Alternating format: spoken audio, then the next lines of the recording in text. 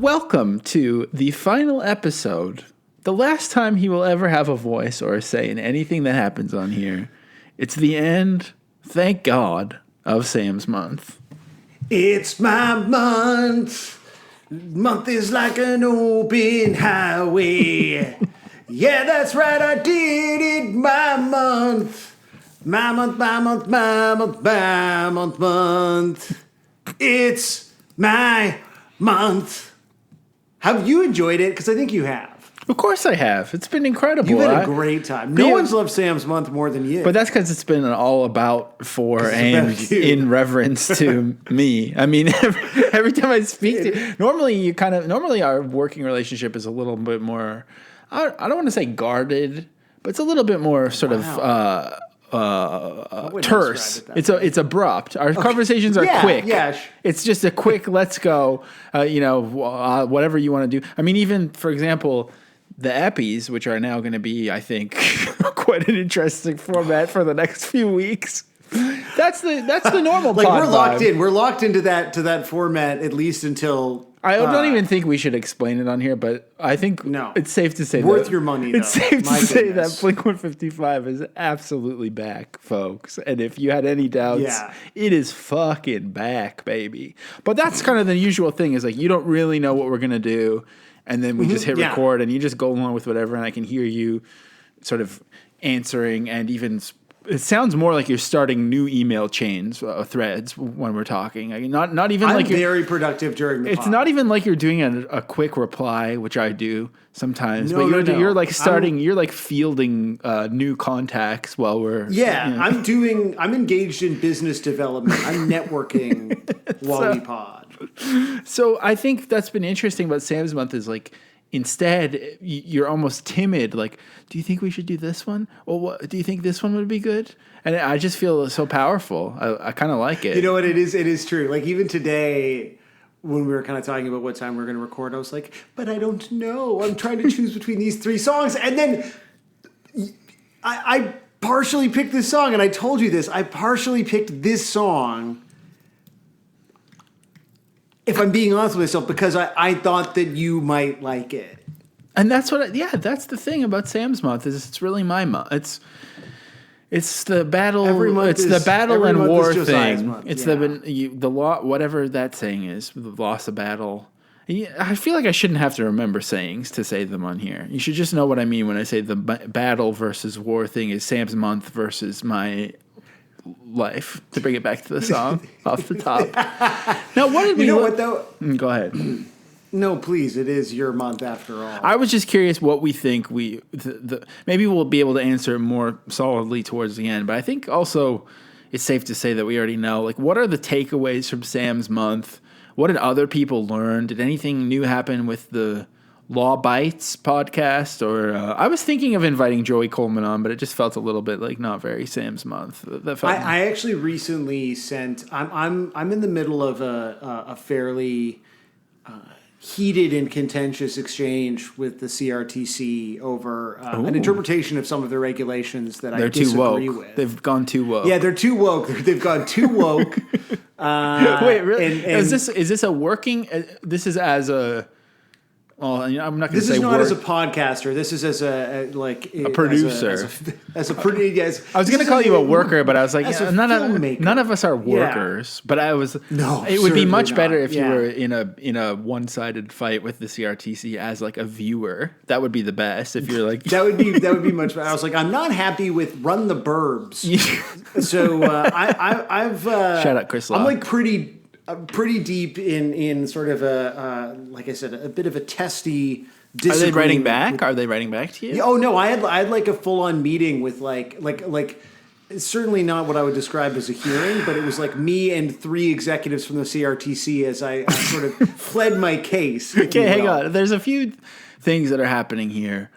One is We should explain to people what the CRTC is. There's been some juicy GChat teardrops this month that many people have been like, what did he mean by that? And so that's one thing where I'm like, is this going to be another one of these tantalizing sort of Sam's give and take, Sam's vague posts of the week? Or are you going to give us some deets on your battle with the CRTC? And also, you should explain what I actually don't even know what it stands for. And as I talk about it, I can't remember what it is either. People heard me typing there. It was me being like, I just want to make sure that I don't biff it. Of course, the CRTC is the Canadian Radio, Television, and Telecommunications Commission, rather.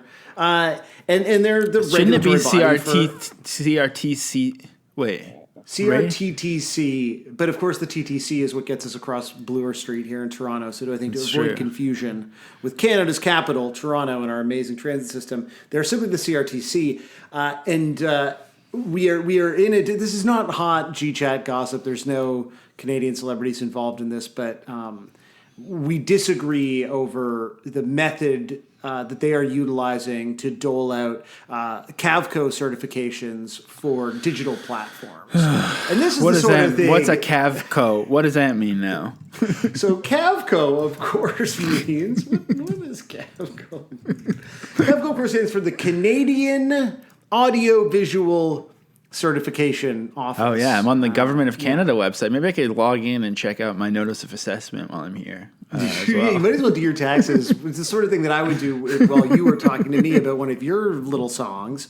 And so again, we're having these issues around CAVCO certification and our ability to access tax credits, of course, with certain programs, both provincial and federal. And so I did write Michael Geist an email because I was like, this is the sort of joke shit is perfect for. So you getting Geist on the horn? In my deepest, I don't know. It's just the sort of thing where I'm like, this is the kind of thing Michael Geist cares about. Do you secretly want to make like? Do you secretly want to make like the most dry center left political CanCon show? Is that like your actual dream? No, because if I actually thought that, I would know what the CRTC stood for, right? Like if I really cared.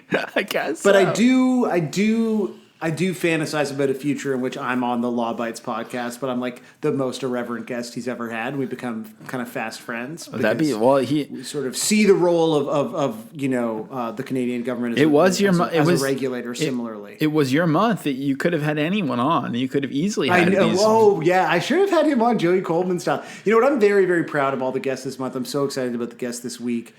To me, the takeaway from this month, outside of the fact that my month has been all about you, is that I feel redeemed because everyone hates your songs. This month. Yeah, everyone hates it, but it hasn't rocked me. Whereas we did the Fest month, it was sort of. I felt like I was doing a pandery thing, like I was kind of aware of it, and a lot of what we did, I felt uncomfortable sort of defending, whereas I feel really strong in all the positions that I've taken this month. I think haters be like the fact that even people like who listen to the pod and are on the Discord who generally kind of agree with with my taste and my takes, think that I'm like a fucking loser now is freeing in a way, and I'm very. I'm not excited. sure that's really. I don't think that there's anyone who is actively posting or even lurking in the Discord of two late 30s Canadian white guys. I don't think that they would even be capable of thinking anyone is a bigger loser than they are. So I'm not really sure that that's... And I say that with love. I'm just saying, you're the ones in there. So, right. So you're saying like automatically. Yeah. I mean, we're low on the call sheet, so to speak, of life, the great call sheet of life, to bring it back to... to bring it back to the biz. Exactly. No, look, everyone's getting their dunks off, and I'm so happy for you. But, for me, this has been a month of, I think so much of this podcast has been about us, embracing our true selves. And I think the journey of 155, that's what maybe Blink 155 was. And 155 has had a more, troublesome time in sort of finding its North Star. And I feel really good about what Sam's month has sort of meant to me and the Naish in terms of talking about how good Japan Droids is. I mean, some people do love Japan Droids, so that's been a little bit upsetting to see. I was almost disappointed because I thought that I'd be, I would emerge as more of a villain this month, but it turns out everyone's agreeing with me, and that's Everyone making me agrees with scared. Yeah. That's making me think I need Yeah, to it's start true. liking some of these things. So That's interesting. Yeah, is there like a contrarian part of you that feels like you should get really into the Hold Steady now? I've been very tempted to start tweeting that different bands are dudes rock, but like highbrow. But I thought it'd be fun to say that the band Duster is dudes rock or something. Just make everyone that's really good, bummed yeah. out. But I haven't done it yet because I'm flying a little too close to the sun lately with people taking everything I say at face value. So. I don't know, but yeah, I think Maybe hold off on that. Also, one. Keep your Duster as dudes rocket, quivered for the moment. to be clear, speaking of the idea of having like a political show, we have decided that next month is going to be very political on the pod. So yeah, that's actually true. That's true. We're steering into something. I wonder next if month, actually any which I'm of really the excited about. aforementioned people would be knowledgeable on the subject at hand next month. I guess it's not really a law bites thing. Maybe it is. I don't know. Maybe we should get Geist on the horn. We should. I mean, I'm sure in terms of at least how the coverage of it's gone, Geist might have some opinions. I would love to hear what Geist has to say. But Well, thankfully, he has a whole podcast you could listen to. there's It's no, called Law yeah, Bites. absolutely not. There's no way. There's no chance in I hell. hope people know that it's Law Bites with a Y because he's talking a lot about digital media. I hope that's Oh, clear. right. Okay. Yeah. I don't know. Geist is like pretty clever. I don't know. It did sound pretty lo-fi when I was listening to it for a second. I like that about it. I like knowing that other Yeah. podcasts sound really bad too, not just our one. When I listen to that, or like say The Writ, that we talked about Eric Grenier, like they sound basically the same as us. Like not everything has to. Yeah, we're just too good at journalism. That's why our podcast sounds so bad. And That's to it. prove it, let's step into a little segment called Punk News. Yeah, punk news! Sam, this is your last chance to sort of preamble this with some kind of Saminess, because from now on I might start editing you heavily each episode.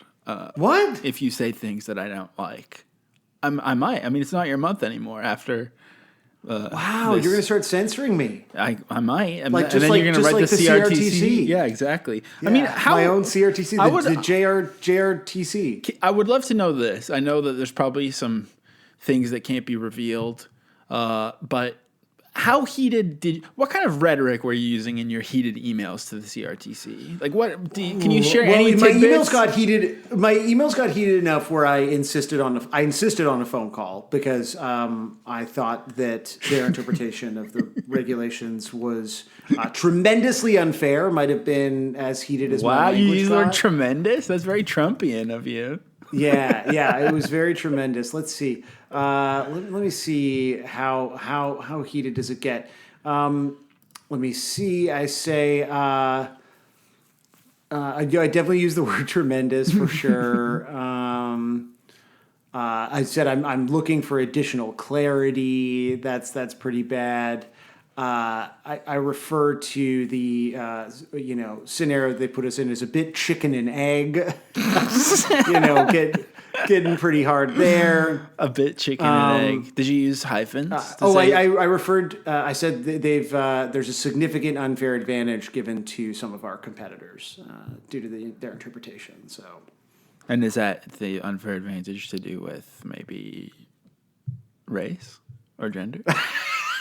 yeah, it's about the interpretation of diversity and inclusion initiatives in the Canadian film and television sector. Really? And I was like, I listen to rap, like that should count. He said it, folks. He said it on here.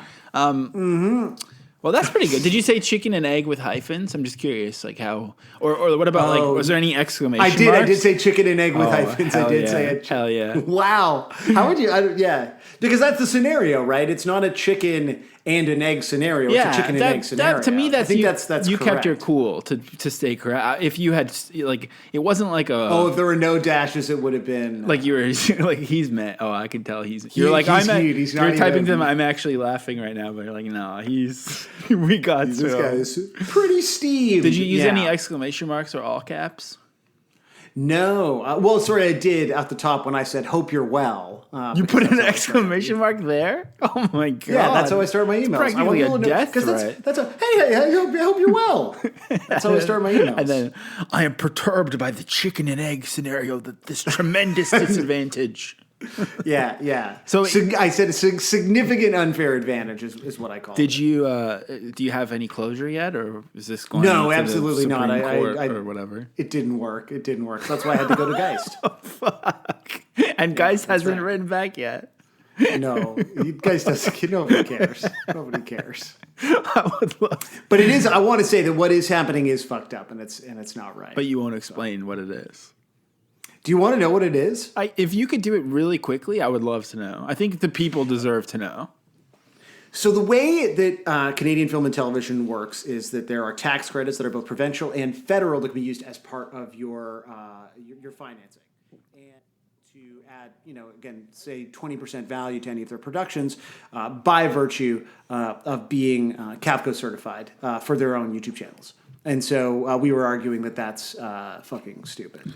So, Mr. Geist, if you're listening, we'd like to make the case that please have Sam on your show. You can hear that he is able to coherently discuss these things. He did not get triggered or upset. He didn't even say chicken and egg this time.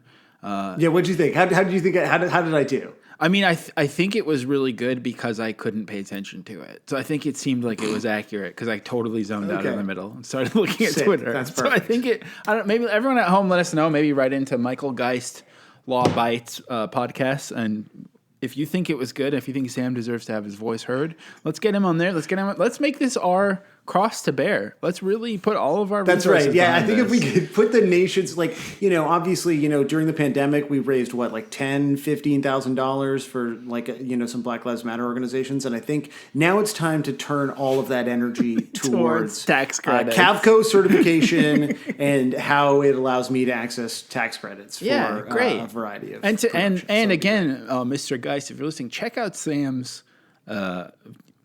diverse voice, how he's able to switch on a pin rhetoric to now give us his punk news segment. Here we go, Sam. Take the floor.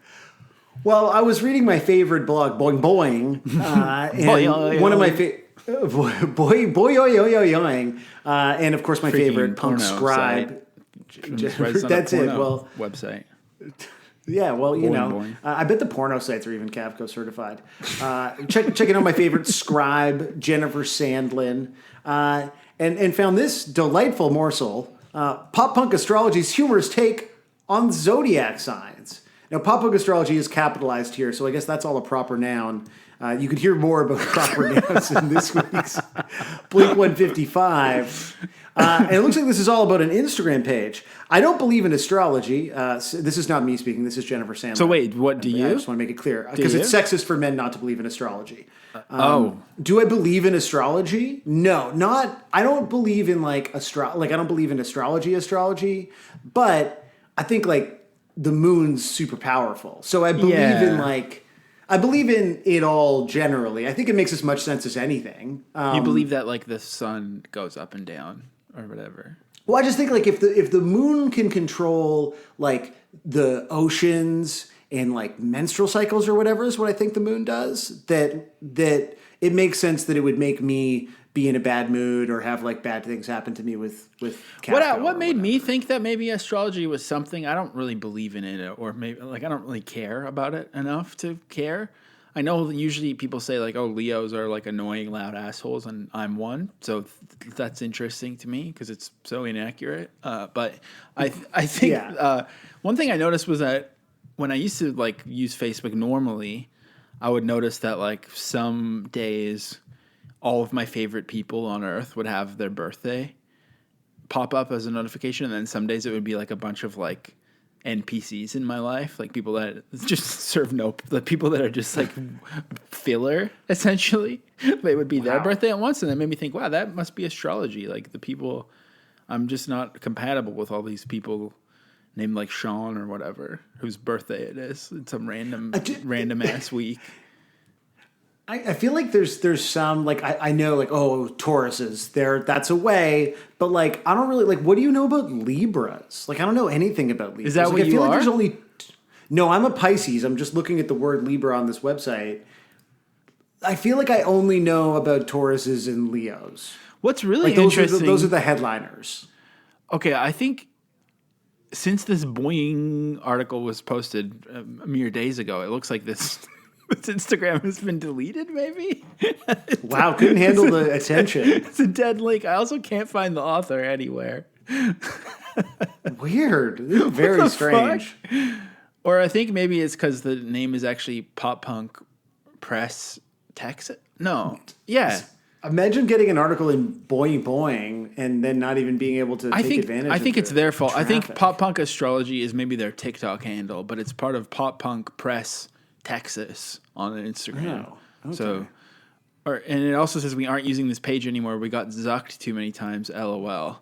The last Pop Punk Astrology post was a month ago on something called Pop Punk Press, which is some kind of magazine that says popular culture is punk as fuck on it. Pop Punk Press is an independent music and culture magazine unrestricted by the standards of corporate journalism. Our mission is to feature authentic artists who create for the sake of creating. This publication holds strict leftist views. We are anti-racist, we are sex positive, we support intersectional feminism, and we don't shy away from discussing difficult topics. So this is who's behind Pop Punk Astrology, but it is a dead link. But, yeah, I guess all we need to know is that we don't really... The jury's out for us on astrology, but Jennifer Sandlin does not believe in it, but still felt qualified to write about it on Boing. Boing. I mean, I imagine you got to write like 30 articles a day when you're on the Boing beat. But, look, I also want to make this clear. Whenever anyone around me is talking about astrology, I'm fully engaged. Oh, really? I hate it. I actually... No, I love it. I love it. If someone's like... If I'm in an office and someone's like, what time were you born? I was like, I'm locked in. Like, I want to know what time people were born at. It says, but like, I've been in offices where people are like the full on, like, text your mom, like, what time was I born at? I think it's awful, but I'm pretty cruel. Oh, touching a rock? I'm pretty mean about like what kind of conversation topics annoy me, and when it's like I'm just also never in an office now, so when I am, it's such a treat. I don't want to talk too much about having a job now, but there was a big meeting across my whole company that was like, we're going to try to stop wasting everyone's time with so many meetings. And then the next meeting I was in had a good 10 or 15 minutes about astrology off the top. And I was like, But you know what your problem is? You don't work in an office with people. And so, like, I feel a lingering fondness and nostalgia for working in an office with someone who would, like, talk to me about rising signs and then let me touch, like, a really, really smooth rock. I mean, touching a rock is cool. Touching rocks is fucking awesome. But someone just has a bunch of rocks on their desk and they're, like, for different vibes. Is that a thing? Go touch rocks? Is that a thing people say? I think that's what they mean. Yeah, that's an astrology thing. Also, I guess they're not rocks. I guess are they stones? They're on your desk. The point of this article and why I sent it to Sam and he pretended that he wanted to read it is that it says it's pop punk astrology, but it's really just like the zodiac signs as Christian Siriano dresses, the zodiac signs as Jennifer Coolidge. I mean, just that sentence, the zodiac signs as Jennifer Coolidge, is like the most perfect pandering. They should really be like adding some sort of phishing to this, because I think the amount of clicks, how shareable this is insane, in my opinion. It's like, incredibly. It should be a virus. What's pop punk none about of these things? Yeah, none of these things. Like, Miley, Dogs on Couches. The zodiac signs is My Chemical Romance. Man, okay, so what's your sign again? I'm Pisces. What are you? Leo. Okay, so my Chemical Romance song is It's Not a Fashion Statement, It's a Death Wish. I guess I don't really know those songs. What's mine? I can't find it. What'd you say it was? Pisces. It's not. Oh, it's the very last one. Yours is The Ghost of You. Do you know that song? No. There's like nothing on here that even like is pop. That was the most pop punk thing, and it's It didn't even make sense. Justin. That's too bad. But I'm still glad we gave it a try. And not a lot that's popping about this. Well, this is why I did tell you when we got on this call. I was like, I'm really having a devil of a time with punk news, and you gave me this one. Yeah. But we can now see why. I have a good one. It's all about pop punk. Good. It's from the Wall Street Journal, which probably did you get over the paywall on this one? Because I couldn't. You 12-foot ladder and pocket weren't. Okay, hang on. This one is from. Is there like a nickname for the Wall Street Journal, like the Big J, the white J. Man? What's the other one called? The Gray Lady is the Wall Street Journal. There's the Gray Lady, and this is the White Man. Yeah. Look at this beautiful giant art on here. This is. I want to get this printed. I just can't wait to see what this has to say. So it has some people I don't know who they are. Probably Wet Leg or something. And then I think Pop Star in the front, and there's Blink and Youngblood is. I don't know who any of the women are on here. I'm just gonna be honest. Jesus Christ! I'm pretty sure that's Olivia Rodrigo. I feel like that's Willow Smith. And then Where's can't Willow tell. Smith? What are you talking about? Is Jesus Christ? Is that not? That's Willow Smith. I don't think so.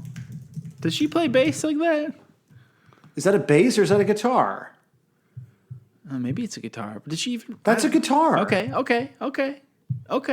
And then that's okay. I feel I don't know, somewhat confident I feel pretty confident that that's Will Smith. And then I can't tell if that's Hayley Williams or Laura from Gex. Well, it's definitely not 100 Gex. Well, maybe it is. I mean, let's find out. It could be. This is from the Wall Street Journal. Is written by Neil Shah. Neil Shah, the pop journalist for the Wall Street Journal. Neil Shah. So this article says it's called "The Angst Over Pop Punk's Comeback." Underground bands are skeptical. Underground bands are skeptical about the celebrity-driven revival. It's a, quote, marketable counterculture. So this is very interesting. Big stars are making pop punk hot again, reviving debates about authenticity, cash grabs, and selling out. SZA, for example, is a standard bearer for R&B music, but for one song on her latest album, SOS, the soul-bearing singer-songwriter dabbles in pop punk, a less abrasive punk subgenre that features ear-pleasing melodies, urgent tempos, and loud, distorted guitars. Then the article says, the Wall Street Journal, continue reading your article with the WSJ subscription. Intro offer $2 CAD a month. Subscribe now. Already a subscriber. Sign in. So it's kind of a brief.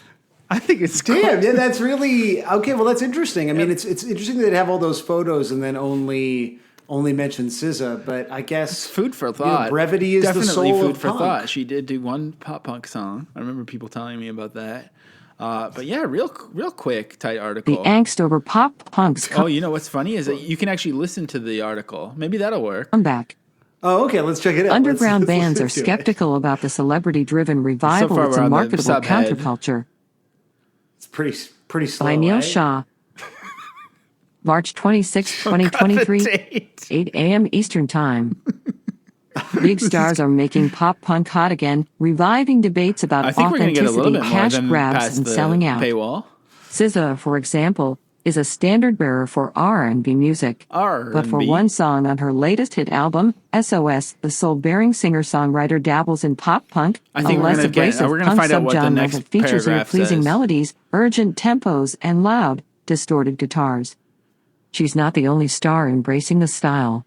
From 100 Gex's new single Hollywood Baby to Olivia Rodrigo, Machine Gun Kelly, and Willow, artists across music are rocking out to pop punk's power chords and intense lyrics. Machine Gun Kelly in but some musicians and fans are reluctant to support a resurgence led by pop celebrities, nostalgia-minded concert promoters, and TikTok monitoring record executives, decrying such developments as contrary to punk's anti-commercial, do-it-yourself ethos. It's a marketable counterculture, says Brandon McDonald of the band Home Is Where, which is credited in underground circles with pioneering a new wave of emo, a neighboring genre. It's something for younger folks, very young folks, like middle schoolers, to feel something kind of subversive, but ultimately very safe and meaningless. I couldn't listen to that voice anymore. To hear the full story, subscribe or sign in. Yeah, she said to hear the full story, subscribe. So that's punk news, everyone. Thanks for listening to this podcast for some reason. Okay. Confused. Josiah, I'm excited about this one. People have figured this one was coming. I really wasn't sure about doing this. I saw it like early on in the kind of Sam's Month guessing game on the Discord. I feel like people figured that this would be one of them. And then I think with the direction that the month was headed in, it fell off. I haven't seen it in a minute, but there was no other way to end this. Well, to be clear, we can also say we needed Nicole on the Weaker Thans episode, and she had to rearrange dates. I think she was trying to flake on us, and we're like, there's no fucking way, Nicole. You don't get to flake. Yeah. I said her name in the episode. She had to do it. Yeah. So we switched them around, but initially it was going to be like a song that you're going to get roasted on, and then a song that you can try to argue in favor of, and then a roast, and then a good one. So but I actually like this sort of narrative that we've built of just like hitting rock bottom and then trying to crawl up with things that are slightly and then more really desperately. Yeah. Yeah. It's been good.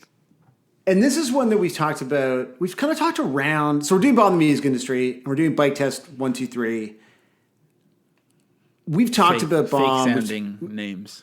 Two fake sounding, like Degrassi band names. None of this is real. Bike Test 1, 2, 3. Oh yeah, that song. That's definitely not fake. The classic that we remember from the episode with the Battle of the Bands. You and I have talked as well about Bomb and Jeff, like just when we've in the 2 minutes that we pretend to be friends kind of before we record these episodes. Was this the first Bomb the Music Industry song you had ever heard? I think I must have heard it like a long time ago. When is this from? Has this band been 2007? Around? Yeah. I think I listened to this band when it first came out. I think I was like, oh, exclamation mark. That's the kind of thing I'm into. I think there's just something. Yeah, I don't know. I think I heard it a long time ago, and I was like, it's just a little bit too much of the feeling of eye contact while everyone's singing. It's like the things that you describe as being too intimate is what I hear, and it's almost baffling, the things that you find discomforting and versus the things that you love. And like, to me, this is just like a little bit too much eye contact musically for me. I think it's a great way to describe it, because I when I listen to these songs want to be making like bug-eyed extended eye contact with a stranger as we like scream at each other. Yeah. Like that's what I hear and feel, and I love that. And that's I understand that. That's I feel like this was like, I feel like if I was at that situation you described, I would start smoking again and just smoke the whole time. I would just have to go smoke the entire night away. Sorry, I got to go outside for a smoke. Yeah, I got to go outside for a smoke. Yeah, exactly. So there's something, so it's for the best that you never got into this band. And I also smoking is not healthy. For some reason, I just got to be on. I know that you're buddies with these guys. I know everyone's buddies. How nervous are you because of that? I mean, realistically, not They're very. Not listening. I don't leave my home. They're not listening. No one's going to find me. Maybe someone will find me and say something mean to me on my PlayStation or something. I don't really leave my house anymore. I'm kind of reaching my final state as one of those people in a Matrix pod, but just like giggling to myself. I love that instead of, what I imagine happens in terms of someone saying something mean to you on a PlayStation, which is just like, in my mind, just children using like homophobic or racial slurs. But instead it's someone finding you and like getting into Warzone with you and being like, your opinions about pop music industry are shit. It could happen. Yeah. Like, wow. Things get fucking heated. I can hear in the music that this is the epitome of nice guys in a band. And like, I think collectively there's been an unspoken rule for all of our lives that we just don't tell those people what we think of the tunes, because they're just so nice and we love being around them. They're always so helpful, helping you load your amp in and out or whatever. So I can just hear it, and I'll tell you my opinion of this song in a second. But the other thing I just want to say is, Bomb the Music Industry, first of all, is guilty of the thing we were talking about last week about like the sort of getting it off your chest, like the sort of vaguely activist language that makes you feel like you've achieved something.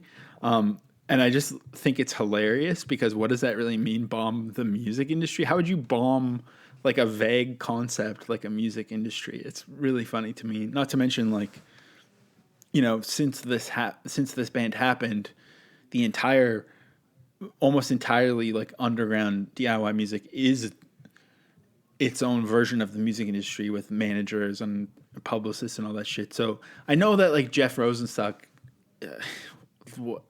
gives what is I don't doesn't know. have a manager. He does something. Yeah. He does some sort of free.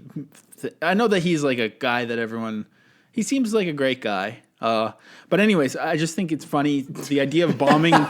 You're still hedging. It's really funny. Bombing the music industry has almost like fuck cancer connotations. It's just like some like bold, brash statement that doesn't really make much sense.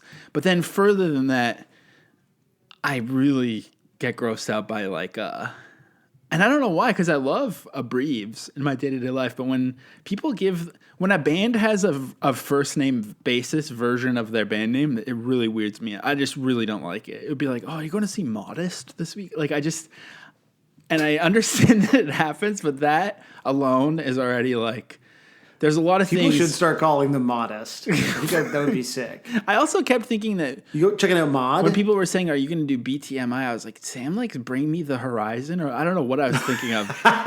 It was throwing me off. All of this is to say, I really did like a lot of things about this song, and I think it slops in all the right ways. It's fast. It feels too fast, like it's going to fall apart. It has really sick instrumentation and musicality, and like the different parts are so cool. I felt like sometimes it was a little bit too much. Sometimes there's songs that have tons of parts that like you can tell are just like naturally have parts because the people playing it are like wankers in a good way. Sometimes the switching of parts in this felt a little bit like too knowing, like they were like trying to like fuck with you or whatever. So that was throwing me off a bit. And then also like the vocals, I think I've always like wanted to be like a Kid Dynamite Lifetime guy as well, and I just like in my mind like every pop punk voice should just basically be Phil Elverum. So there's something in that I'm like just for me it's like you're butting up against. It's too earnest in that sense, and the vocals were like just a little bit much for me. And I think using context clues, the vocals have gotten even more much since then. Is that accurate? I'm not sure, but either way, like I understand why you thought I'd like it, and I did like a lot of it. I thought it was a really interesting song. Not that I can remember it now, but I thought it was interesting. And if any of the nice guys are listening, I'm really sorry. Thanks for all that you've done to keep the dream alive. It's so funny that you're describing Bomb as like the nice guys, you know, but you don't like their band or something, because I feel pretty confident, and I've never actually talked to any of them about this, but I do feel like that has been our relationship with them, because like Junior Battles played a lot of shows with Bomb, and like we're like pretty good friends with most of the people in the band, and I honestly always felt like I was like, these people don't like our band. You just knew. Like it was one of those things where you're like, we're the good guys, bad band. Like in this scenario. But I think we're a good hang, but they don't like us at all. I feel like that's like this. That's the story even of like me and you. Like I think everyone to someone else has the nice guy too bad about, or like it's like the yin and yang thing. I really doubt that there's any band that everyone thinks is good and nice. I also think that, in my opinion, most bands that are good are usually kind of pricks as well. So that's a difference. Because they know. Exactly. And I think you should know. You should know. If you're a nice guy, your band probably sucks.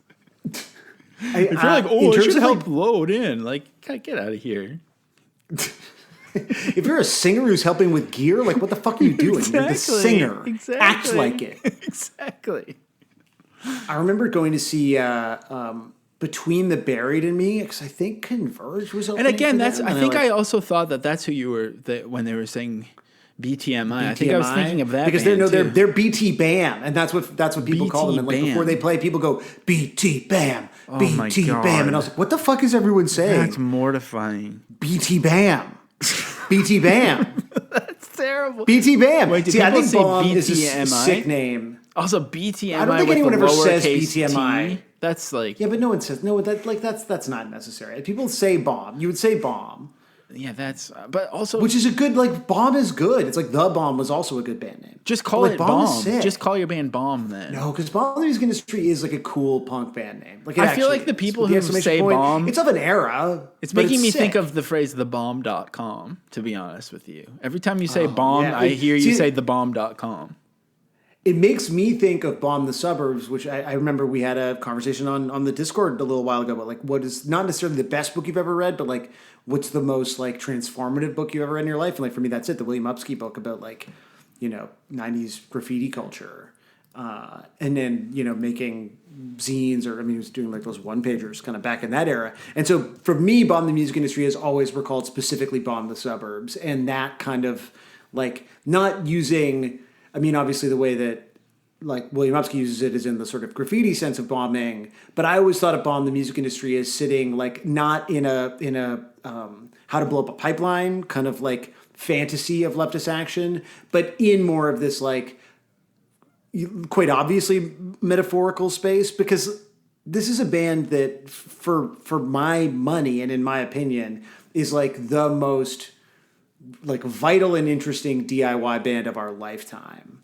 Because I think that they were actually doing something that was, and sort of still remains in a lot of ways, uniquely kind of against the grain and uniquely taking advantage of all of the kind of opportunities that we were provided in this moment of kind of the explosion of connectivity and at-home recording technology and all of those things to and I talked about this a little bit with our guest this week, but this idea that so much of punk and so much of DIY specifically as a part of or a subculture within punk is about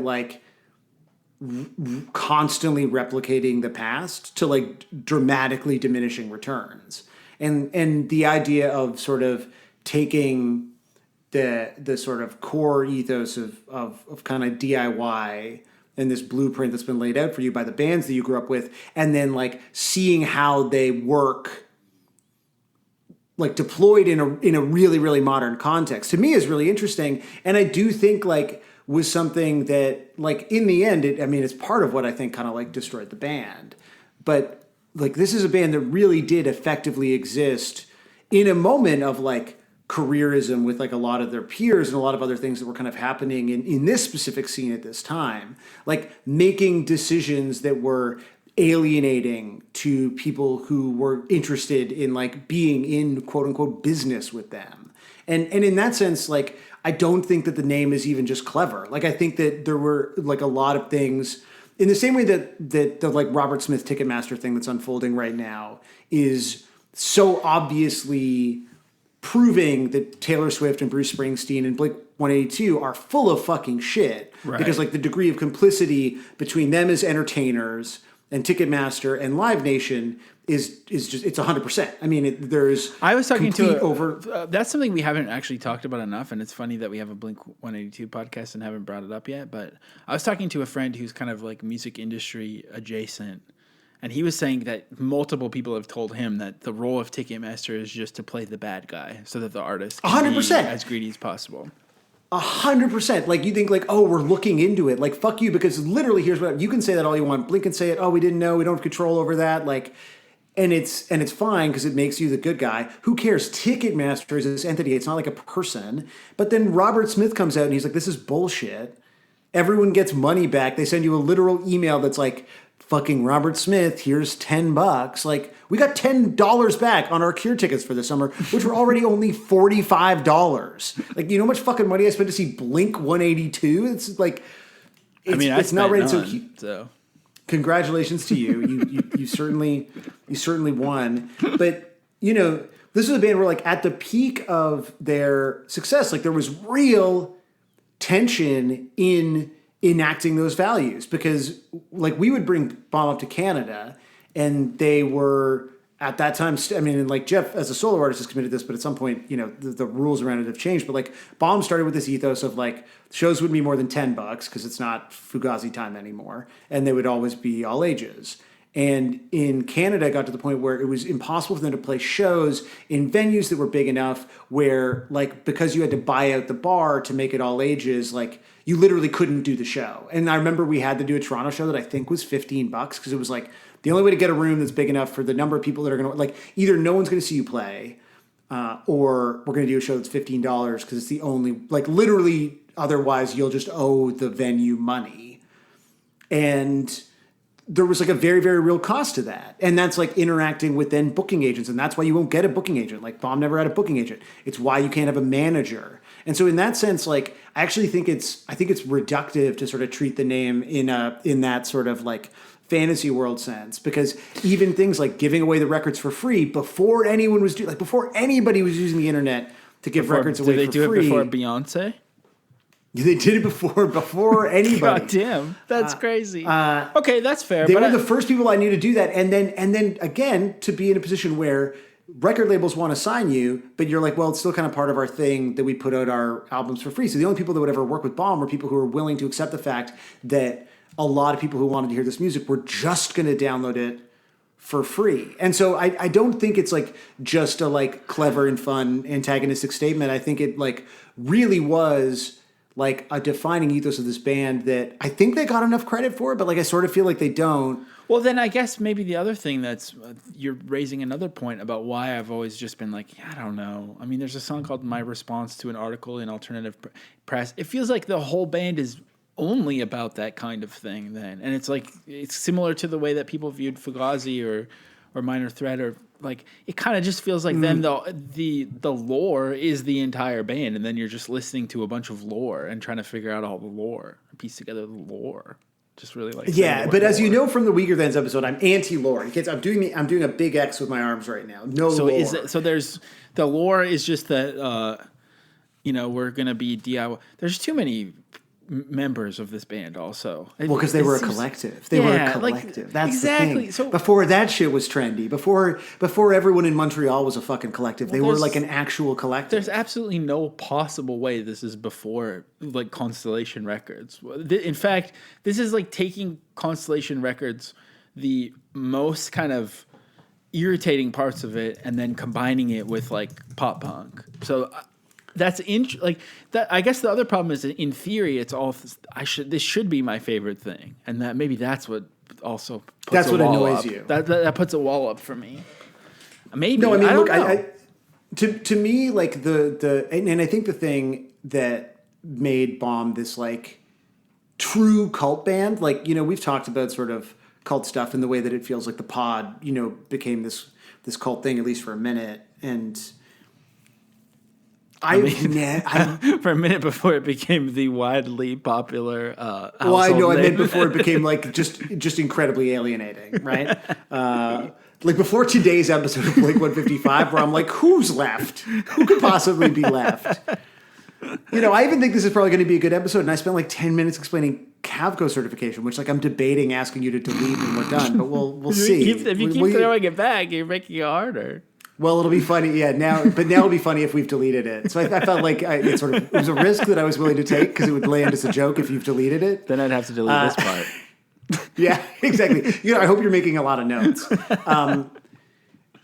I feel like this is a band that, to me, exemplified, like, we did our fest month, we didn't do Bomb, and like when I think about the fest, and we're going to see videos, it's like these are the moments. This is the like feeling that I think about, and I feel like for the people who were attracted to the music that was sort of popular in that scene, in that moment, like there was essentially like a Bomb song for every sort of like version of a feeling that you could have at that time in your life. Like there was the like, I'm the only person in my, group of friends or that I went to, like school with that is like just a huge fuck up with no job and I'm a piece of shit. And then there's like the things that are like, it's fun to bike. And there are the things that are like, it's weird and sad to listen to the Beach Boys sometimes. Like, I think they sort of managed to kind of speak and to what felt like, I think, so in that sense, it's not like a lore-centric band. You're just like, oh, if you look at, because I went back and before I picked this song, I was like, this is a big song, but I wanted to confirm. I was like, did they play it at the last show? And the last show is like 2 full sets. It's got to be like 70 songs. Like they just played so they did play this at the last show. But you look at that and you're like, yeah, this kind of covers it. Like it kind of covers it off. And that's why they're like, for me, they are like the best band of the era like the tiny moment in music that like I kind of got to be part of, like where I like was at these shows and like toured with these bands and played these festivals, and it was like a subculture within a subculture within a subculture. Like this is the band where I'm like, this is the best of the promise of like what I hoped that time meant. And I also think they're just like musically the best band. And that to me is what's so fucking incredible about them is you can have bands where you're like, oh, musically I love this, but like whatever, it doesn't matter. I'm not judging people if like I feel like the way that they, act as a band doesn't align with like what I think the perfect version of a band should be. But to me, I like look at how Bomb conducted itself over the course of its existence. And like not only do I think that the discography is like just like some of my favorite songs of that moment, but I'm like, that is like they made it work. And I just feel like everyone's life in this community, like, and it's something that I've like struggled with fairly consistently, is that you're like, you come up in these communities and you believe certain things, and then you're like very quickly disabused of any notion that that's like a possible way to live your life, unless you're willing to make really like significant sacrifices. And like those were just not sacrifices that I was willing to make. And so like I got a job at Universal Music, like I did things that as a teenager I would have thought was like despicable bullshit. And to me, the most remarkable thing about this band is I look at them and I'm like, over a relatively short arc of a career. And the thing is, I also do think that like Jeff's solo career kind of continues this in a way that's really inspiring. But I like look at this and I'm like, there is no more inspirational way to have behaved as a band. So like, okay, we talked about all ages shows, talked about keeping them cheap. They didn't sell merch until the very end, basically. But their thing was always like they just sold records, and they would like spray paint. Actually, like if you wanted to come and get merch made, you just like brought a shirt, and they would just spray paint it. And then obviously all the records being given away for free. So Jeff had this record label, this pay what you can digital record label called Quote Unquote Records, which I do think is really clever. You got to admit, Quote Unquote Records is pretty funny for. Like, I don't have to admit that if I don't want. You have to admit it. Where like he was putting out not just Bomb Records, but all these other great, again, like this sort of scene, this sort of micro scene where it was Laura Stevenson Records. It was The Wild. It was like Kudrow, which was another band that he was in. It was Hard Girls. It was like cheeky, like really cool and interesting bands from that moment, and then using the platform that Bomb had and his visibility to put those records out into the world and get them heard by people in a like completely frictionless way. And I just feel like before streaming had taken over, before that was sort of the baked in expectation, like that was like a fairly radical notion. I have a question, and I appreciate everything you're saying. That's why I didn't really jump in with any. I know you were really just letting me go. I was like, what do you got to? I was like, you're loading up though. I went and baked a cake. I was like, are you just doing emails? Are you networking over there? I'm learning how to make slow. What's it called? Slow oats or something? Is that a thing? Night oats? Yeah, the thing that you put in the overnight oats. Is that a thing? I don't know. Yeah, that sounds like a word. It seems like something I don't want to eat. I was just pretending I was doing meal prep for the week. That's great. If you can double task, it was Sam's month, and I don't have much to say. But I appreciated that. And I don't want to be. I don't want to be cynical for the sake of being cynical, because I actually am asking this in good faith, and because it applies to me as well. But I think what is the value? Not the value, but like, what's the function of knowing and loving that it was possible for someone to, quote, do it right, and they were able to maintain their values when you've moved on to Universal? Like, do you think that so many people like that because it's like an emblem that a better world could have been possible if they didn't love money so much? Or I'm just curious about the function of like, you know, why do people name drop Fugazi in business meetings, or why do they like bomb the music industry, or why do people maybe a different kind of person loves Tom Morello and Rage Against the Machine or whatever, but it's like, is it just this idealism of that, oh, I guess it would have been possible. Oh, well, you know, I'm just curious what it is. I think that's a really funny and good question, because you're just saying like, oh, I'm glad somebody's fucking trying. Yeah, exactly. Because it's not I me. mean, I'm not going to. You're like I'm not going to. Greta Thunberg of DIY over here, and I'm over here. You know, I think that's a sort of fair and not overtly cynical way of looking at it, but I guess it's this idea that like maybe as an individual, like I'm not like extremely on the record as being like fuck major labels or something. Like it's something that I thought when I was, 17, right? Right. But I think this idea that people that on some level, like, I don't know, artists are people that for better, for worse, we like, I said inspirational, and I actually do mean that. I think like people that we look to for some degree of inspiration, like whatever that is, whether it's like, you get creative inspiration from watching a great film or looking at a beautiful painting, or you are inspired, politically, or, you know what I mean? Like whatever shape that takes, it doesn't have to inform your entire life. But to my mind, I think there's something so disheartening about getting older and realizing that like every single, like at some point you're like, okay, literally except for Fugazi, every single one of these people that I had up on some sort of pedestal, perhaps my own problem, like has found a way to kind of like disappoint me.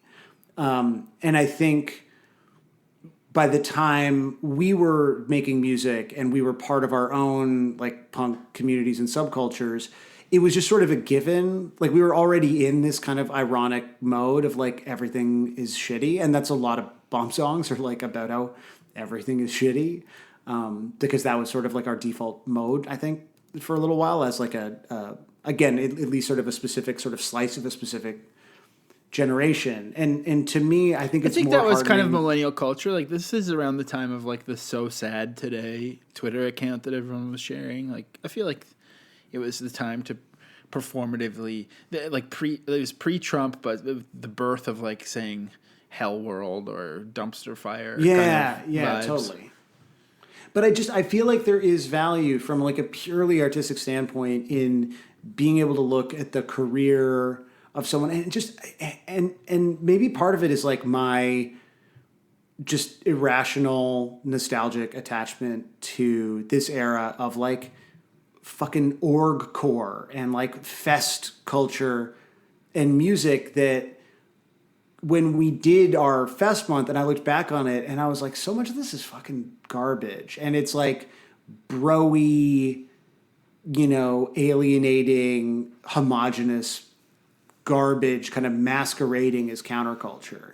And when I look at Bomb today, like through all of the sort of cynical like cataracts that have developed on my eyes, I still just see a band that like set out to do something really specific and accomplish that thing. And in the context of like a crushing like cultural environment, I think that that's so admirable that even if like I go and fucking sell out, right, as an individual.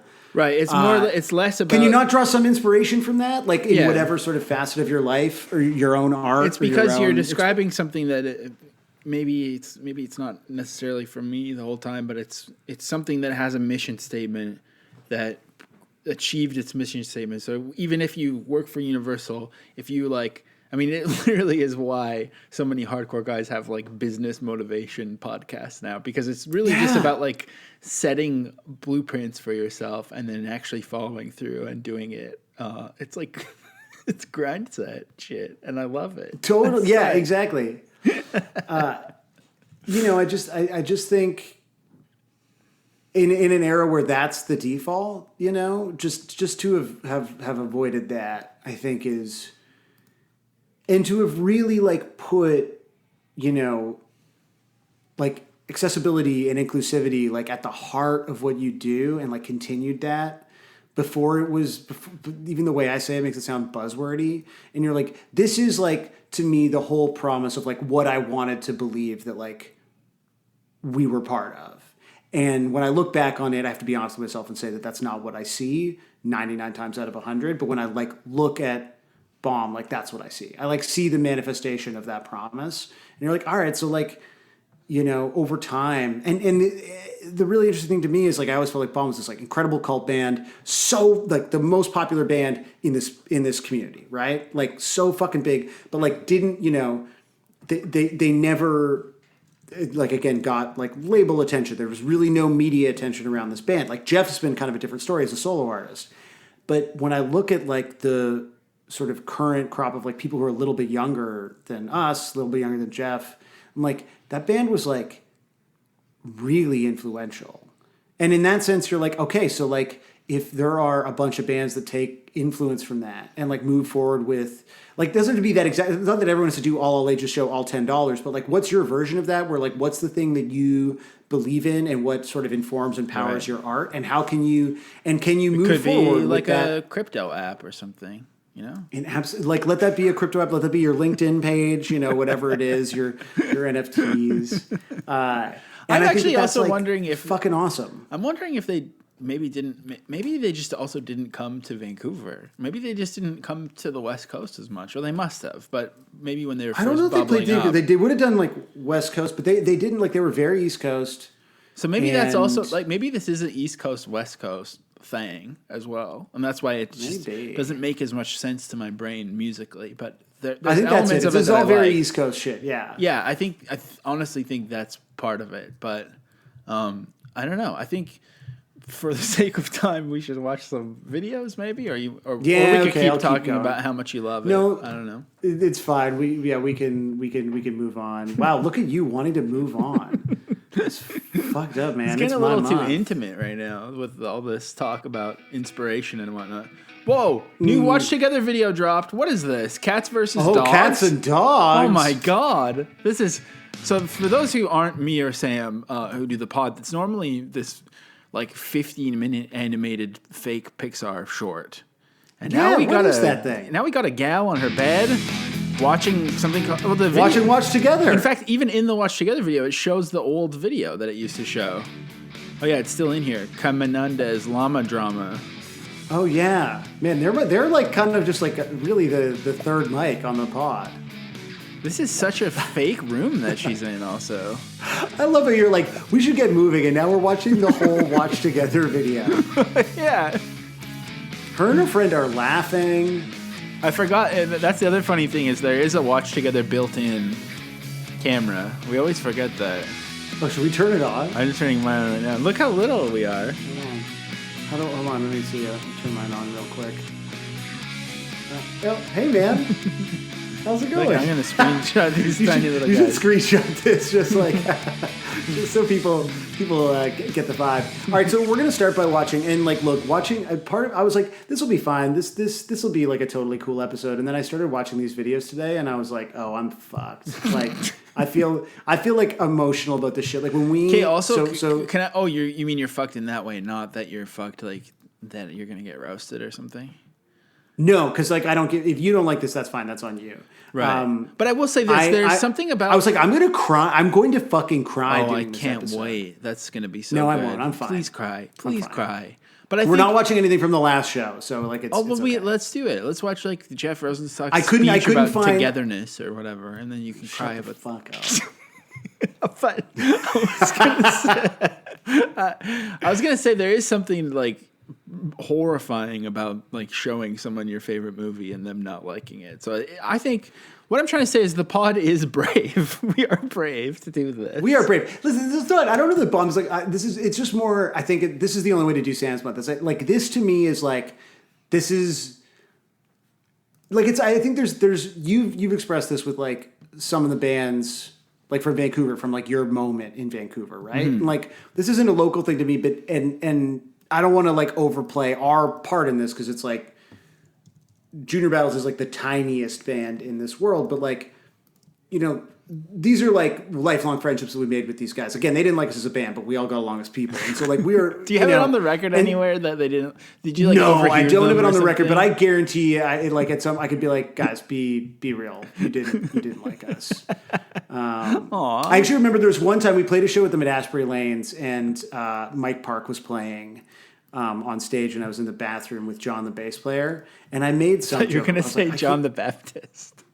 John the Baptist, and I was like, "Sup?" And I made a joke about like, I was like, "This fucking ska thing, man, it's not for me." Not the thing to say to, I guess, ska. I was probably more rude about that, and he was like, "You guys are a pop punk band. I don't know who gave you a pass." Like he was after he would not stand for me speaking ill of Mike Park, which is good. Mike Park is their guy. I shouldn't have done it, but it was you were just trying to crack in the armor. You're trying to nag to make a friend. Which is your favorite thing to do. Nag. It is true, but when I watch these videos, I'm like, this is like when we started touring. I was like, this is. I just want to do this for the rest of my life, and maybe I'm curious how you're going to feel about all these shows. But here's Bomb the Music Industry playing Bike Test 1, 2, 3 in 2008. Wait, I'm sorry. Before we do this, we didn't. What are the lyrics of this? I forgot to ask you. About biking. And so they are literally about biking. The thing about also, I was like really feeling warm towards most of it, and then they started talking about a mandolin at the end, and I was like, okay. You've asked me for too much here by talking about a mandolin. The mandolin's like in the like phone message part, right? Yeah, but I was like, don't talk to me about that. Also, the synth is very dated sounding, just for the record. But I would say that about anything. I would say that about any of my favorite records from that time. So it's literally just about being on a bike. I think it's about the freedom of biking and sort of like trying to escape, whatever the. So there's something about date rape in here. Yeah. So it's not just about riding a bike, I guess. I mean, it's about as I passed the Edward Scissorhands village where privileged white kids date rape girls and taunt me in their SUVs. So it's a little bit of a bomb the suburbs vibe. Hating on the jocks. I see. Okay. Exactly. Just checking in case there was anything else in there, but it seems like I get the vibe. Okay. Yeah. Okay. Obviously, it's despite the rock, paper, scissors. Oh, someone's doing like scene claps on the stage. That's Matty. Matty is in the band, but I don't think he has anything to do in this song, so he just kind of dances. Yeah,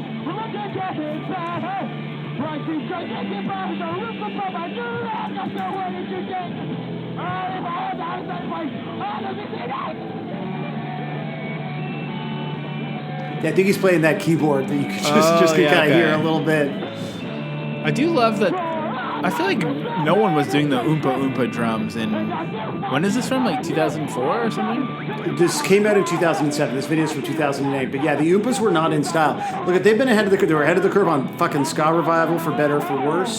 Do they do Oompas very often, or is this they're like an Oompa band. Yeah. Yeah, I like that. They were also like. We're going to get to this, but very early on, like our kind of, trip of like Blink-182 Connects the Universe. Here they are playing it in 2009. This goes out to everybody who's going to Critical Mass later on today. That's right. See, it's for the cyclists in the crowd.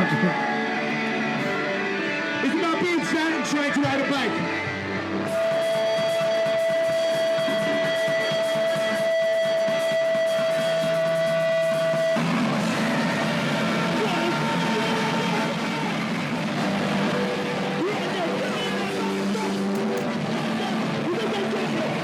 I mean, this is pretty fun.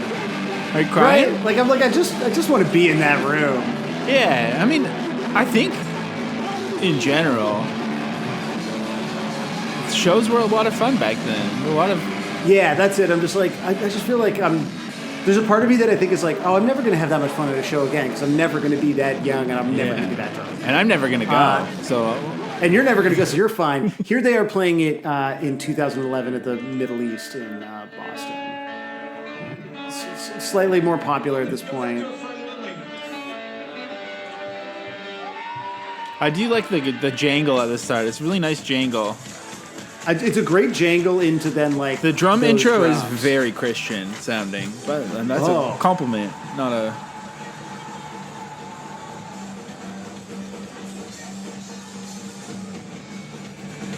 I love the slops. So like Jeff has just gotten rid of the guitar, trying to fix a mic seemingly.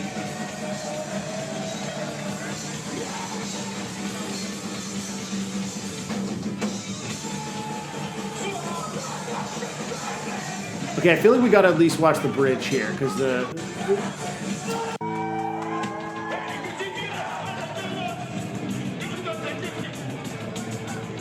What's happening here? This is the middle of the song. It's definitely music for getting the zoomies to again, but a lot better than Japan Droids.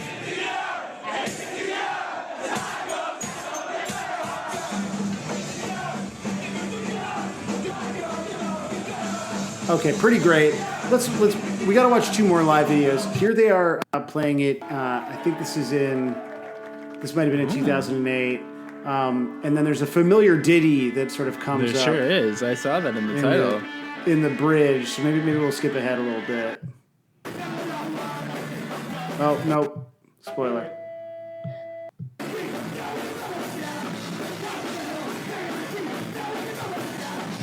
Is this the same song? Is this part of it? This is still the same song, yeah. And then this is like where the bridge would normally go. I mean, it's San Diego. We can't not do it. Oh, I didn't realize this is in San Diego. Kind of rehearsed.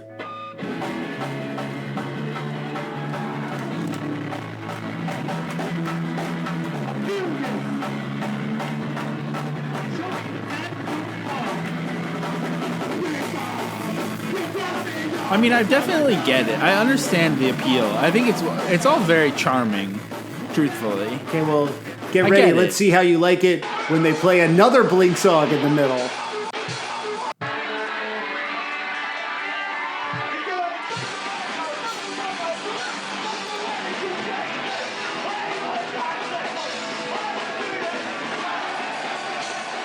This is also at the Kickstand at Fest, which is like my favorite place in the universe. Were you at any of these shows? I was not at this show. You couldn't get into the show. I was like hanging out in the parking lot, kind of like listening to it with Eric, who's on the episode.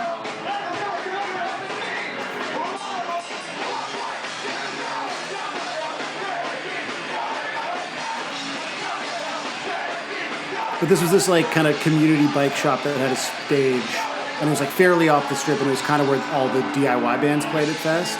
And you could just like hit the gas station, get some natty ice, and it was the best.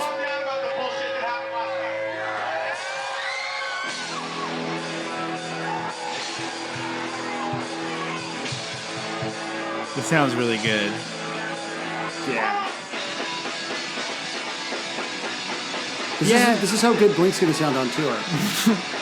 I understand it. I understand. I'm not saying that for you to stop it. I'm saying I'm warming up to this. I don't know if I would say bomb, but I would say, oh yeah, bomb the music industry. They're pretty good. And that's sort of the thing about this band is that there was this like air of like it didn't matter how popular they got. There was always this air of like kind of anything could happen, right? And so it would be like, oh, they're going to cover Dumpweed, or they're going to cover like Lit, or they're going to cover Sugar Ray. And I also feel like this was at a time where like I remember being at Fest and we'd be like hanging out in front of our hotel like listening to Usher, and like I remember someone coming up to us and being like, the fuck you doing? Like we're here to listen to like literally like we're here to listen to punk music. And we're like, you've been listening to punk music all day. Like, don't you just want to listen to Usher now? Because like, aren't you sick of this shit? And I felt like the only other band that got that it was better to listen to Usher than punk music was Bomb. And that's like, so there was always this sense of like some cool shit could happen during their sets, and it was fun. Yeah, I get it, and it does have that like the rawness that I also love. Like I get it. I get it. It's something. Just fucking stop. It's fine. I'm not even saying stop. I'm saying now I'm like almost tempted to listen, but I'm not going to out of spite. Maybe next Sam's month. Yeah, let's do it. Okay. Are we playing chicken to see if we have to pee? Oh yeah, I figured we had to pee. Do we not have to pee? I could pee. I may as well. Yeah, okay, I'm gonna pee. So we alluded to it earlier, and yes, we did pee and take a break. That was great. Little. I think I remember I do need to edit something in this episode, and I forget what it is now. So you need to put the Punk News music in, and you need to edit it all the Cavco chat, right. Or you just need to leave it in. Or we need more of it. Magic 3, yeah. Cavco, how is that even a thing? Like, it's such a fake sounding thing. Sort of bureaucratic. But speaking of Canadian media, I really do think. And I feel like we haven't seen the Patreon number go up in quite a long time. It's been quite. Can't imagine why. As our personal number of age goes up, the Patreon number seemingly is going down. But I gotta say, if you've liked hearing us go to the very, very, very rock bottom of talking about Blink-182 in the past, I think we've just found the secret sauce to do it again. And I don't think that you need to know. It goes so much lower. Yeah, it's and the fact I know we're joking. I'm not. I got to be honest with you. As soon as we were done, I was like so excited to tell Sarah about it because I'm like, this is. I feel like I've made a discovery, like an archaeologist who just found a bone. I mean, literally, it is a bone. We're throwing ourselves a bone with something to quite literally fill time, but my God, what a way to pass the time, you know? We're it's like you're watching really, paint dry, but the paint is by Michelangelo or something. It was when it finished, we're like, there it is. Like there's despite months of inaction on the part of Blink-182, the band that we ostensibly restarted the podcast for, we found like We've hit that gear. Now again, I'm hoping we get a full 6 months between each song that comes out because of all these. If we're lucky, methods of analysis that we've discovered. New exciting ways to go even deeper than before. So please check it out. Patreon.com/155pod. And the other thing I'm noticing is that some of you maybe don't actually read the newsletter. And that's another thing that we are doing more work than ever before for much less reward. And I think that's kind of a pure Jeff Rosenstock style DIY thing, to be working really hard and not getting money. Yeah. So you should also check out the newsletter. It's on Substack. I think Sam chose that one because of some controversies. Political allegiances. Yeah. But I agree with everyone that they're platforming. Substack.com. We're kind of the Glenn Greenwald of music. We reference it a lot, and I know I'm kind of accused of like not being present. I think I'm there like a lot in my mind, but I do really love the Discord. Like I really love the Discord. It's funny. People can tell me which fantasy novels to read, and that's something where like if you already also are our patron and you're not on there, like it's pretty fun. Like just check in once a day or whatever. Yeah. Or something. And if you're not a patron and you're in there somehow, I mean, we are aware of that, but we're not going to do anything about it. But it's pretty obvious. Well, because it's like we're Jeff Rosenstock. We're just like happy to, like, that said, whatever means you have. Please give us some money. We're not Jeff Rosenstock, yeah. I am. So let's also do some covers. There are at least 2 on the internet, but don't worry, we'll still. Did somebody do a mandolin cover? That would be fitting, I think. That would have been great. Regrettably, I did not find a mandolin cover. There are a lot of. There's some other Bomb songs that were sort of under consideration. That there's more like mostly people alone in their bedroom playing acoustic. We don't. If the song had come out today, he probably would have been talking about the Mandalorian at the end in his little monologue. He probably would have said, "Oh, I did." The Mandalorian, like the show. Yeah, that's true. But instead, here we've got the guys who, when they run, go faster. I wrote probably this down. Probably called Bomb the New Republic. Okay. This I wrote, huh? Because I don't really understand. I don't really understand what we're about to watch. Whoa. Yeah. What was that?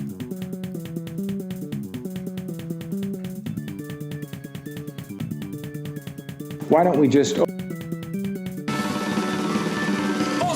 Up the North Allegheny River, I can feel it in my forehead. While this spells my lungs are getting clearer. I see trucks racing by on the roof above my trail. Cops are waiting to take it. This is experimental rap hip hop collective. The guys who, when they run, go faster. Did you say that already? No, I didn't say that because I didn't know what they were. Are these the lyrics from the song, or yeah?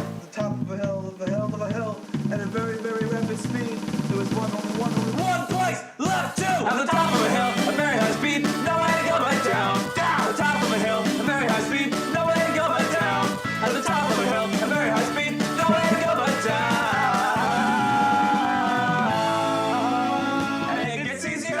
As I essay my bike uphill on foot, cause last time I also like feel like it's important to note that the visual accompaniment to this is really weird. Like right now it's Bill Cosby. Now I'm gonna give him the benefit of the doubt if this is fairly old. It's from 2009. It's like weird collection of just like YouTube videos of like babies and children, and then like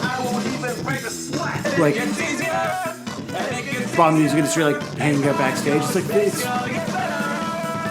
it does feel very 2009. Yeah. Anyway, I don't think it gets. You kind of get the vibe there. It's kind of like almost. When people tell me they don't like Dan Deacon and I like love Dan Deacon, maybe this is what Dan Deacon sounds like to them now. Yeah. Except for the one song that's in Dark. Ooh, baby. That first season of Dark, didn't watch the second one. This I wrote down is actually good because when I opened it up, I was like, okay, this is going to be like, an acoustic in his bedroom, and I was like, using context clues and years of experience, I was like, I'm not going to like this. First of all, the nylon string classical guitar sounds beautiful. It's kind of doing like some sloppy ass fingerstyle version. He is dressed like a Michael Schur character, and I do think all of your bands from Sam's Month have Michael Schur vibes. I owned this shirt. Like, there's a lot of photos of me wearing, I'm sure, this exact plaid. Okay, real quick. Do you fuck with The American Office? I've watched it, yeah. What about Parks and Rec? I've watched it, yeah. What about the one where they say like forking instead of fucking? The other I thought like the first 2 seasons of that were like pretty fun, and then I couldn't handle it. What about Brooklyn Nine-Nine? I do like Brooklyn Nine-Nine. So you're a Schur head. That's why I'm not like a dedicated, but it's like, if it's like 11 o'clock and I just want to unwind and watch 20 minutes of TV before I go to bed, like what else am I going to watch? What else is there? House Hunters International, obviously. See, the problem is he's getting into the vocals too much. He started to do some growling and stuff, and it made me very uncomfortable. I see.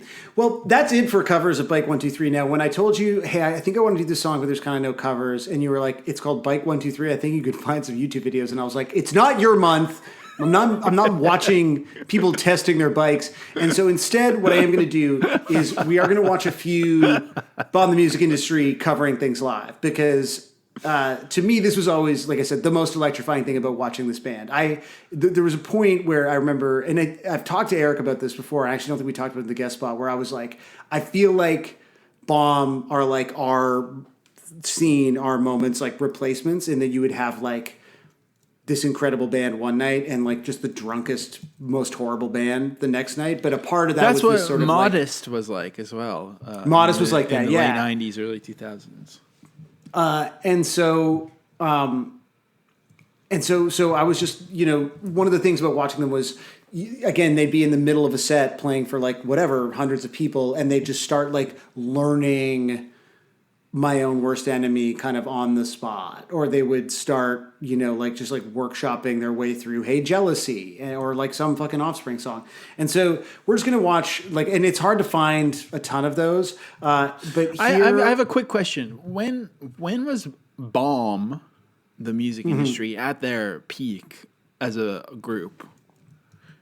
Of like popularity? Yeah, or like you mean like creative peak? Just in general, like what you're describing, them being on tour and having these kind of rituals of getting drunk, doing these covers or that kind of stuff. Like, are we talking 2010 or later, or what? Well, I would say it was like consistent. But I think that the thing is it was like consistent.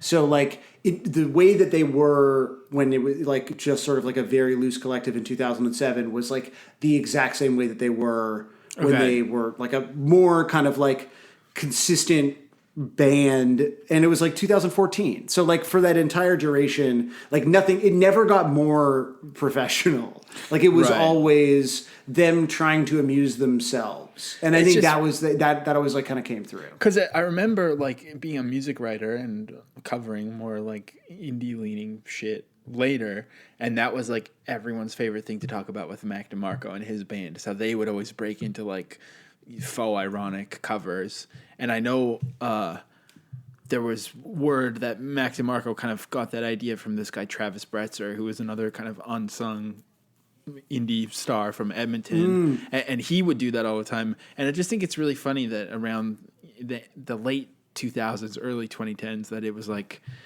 seemingly everyone in different circles all got this idea at the same time. Like, wouldn't it be funny if we just like hacked through a classic rock or a funny punk cover?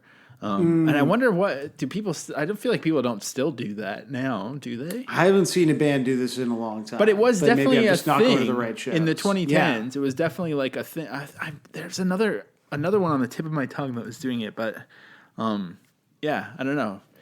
It's just funny that everyone is kind of like a parallel thought thing. Everyone's like, damn, what if we... For sure. Yeah. Like maybe music should be fun or whatever. Maybe if we're having fun, other people be having fun. I also think like the thing that I always appreciated about this is that I think like when I think of DIY punk, I think of like a certain degree of rigidity. And again, one of these things that sort of felt like they were doing sort of strictly for themselves was not to be like, we are like an explicitly DIY band, but we are more interested in like playing Elastica songs than like telling you that we like love Crass if we don't love Crass.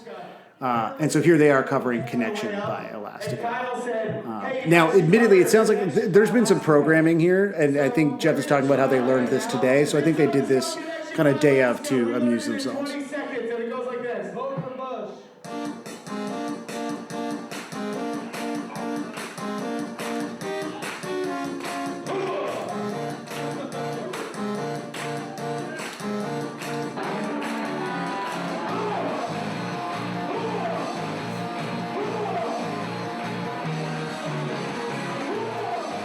It's so weird how these videos always look like they're from the late 90s.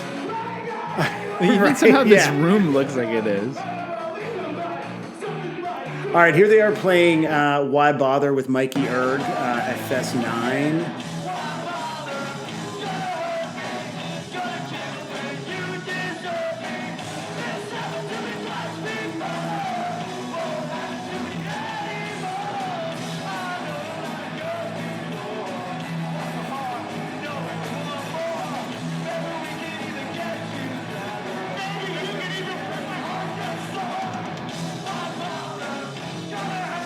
What a tune. So good. Is this one does that one have does the lyrics on that one okay? Why bother? I don't know. I think it's fine. Yeah, I don't think it's like probably too bad. One of the only ones. Here they are doing Holland 1945 at Fest 7.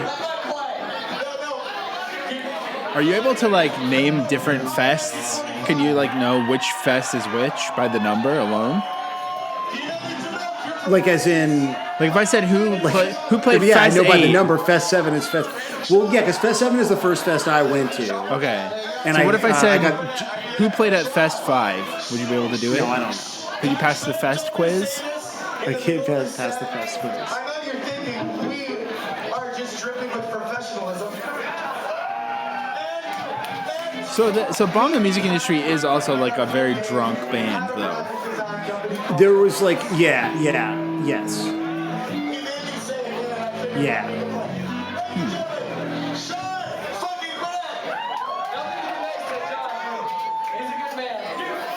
Because I think some of these intros, I'm like, I don't really care that your friend Greg is here or whatever. Well, I think in the case of this intro, I think that's the guy from Andrew Jackson Jihad. Oh, right. Or AJJ, and so I guess it's a bit of a celeb for the local crowd.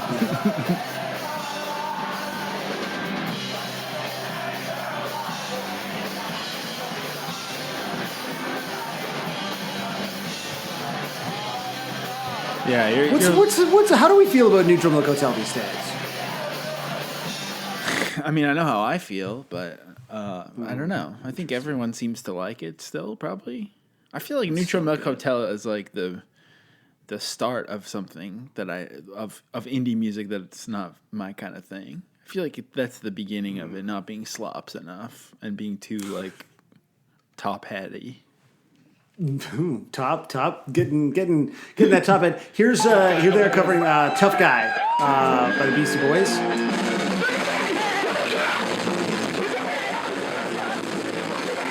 Cool fisheye camera on this one. Yeah, right? I think I do think the vibe I'm getting is they should be doing less talk, more rock, though. Yeah, that's fair. There was often a lot of talk. I think we definitely. Eric talks about the first time he booked them, like them just it being too long of a set, and he hated it, and he hated them. So, again, you don't have to love everything about the things you love, you know? That's true. Here they are covering Falls Apart by Sugar Ray, which is a real...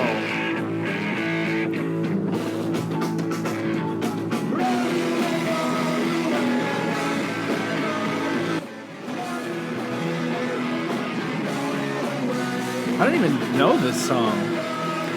This is like kind of, I feel like a deep late era Sugar Ray single.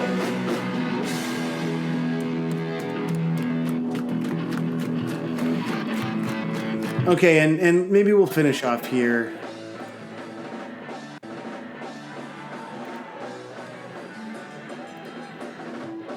There it is.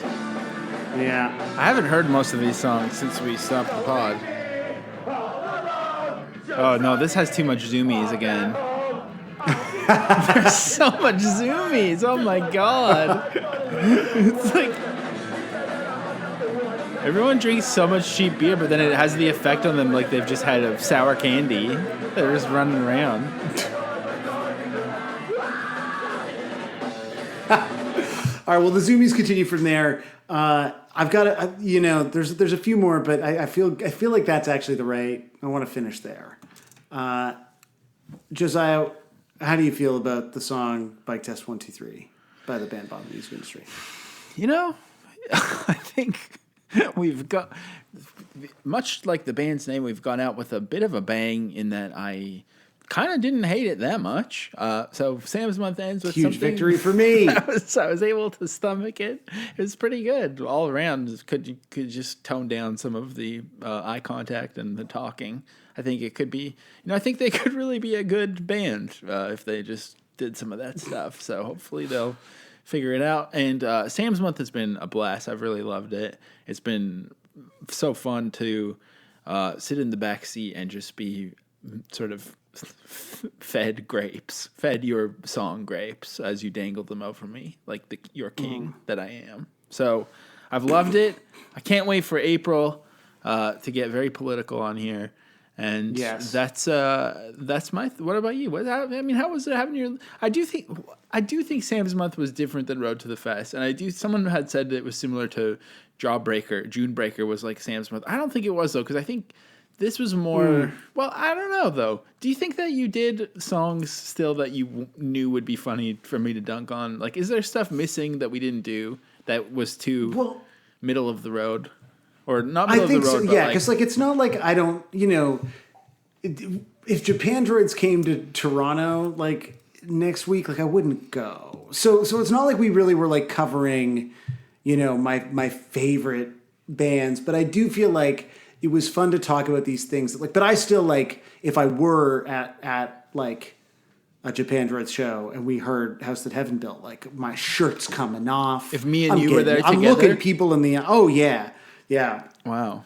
I wonder how much, because you and I have spent like a very small amount of time hanging out in person, and when we went out after say the last the live show in Montreal, it was we went to Foof's and had kind of one drink. But again, there was one time where before the Toronto live show we went for dinner. And you made me sit beside you because you hate sitting across from someone. And so is your only time of making eye contact when you're listening to Bomb, when you're in the pit? Yeah. I think that's your only time of letting your guard down.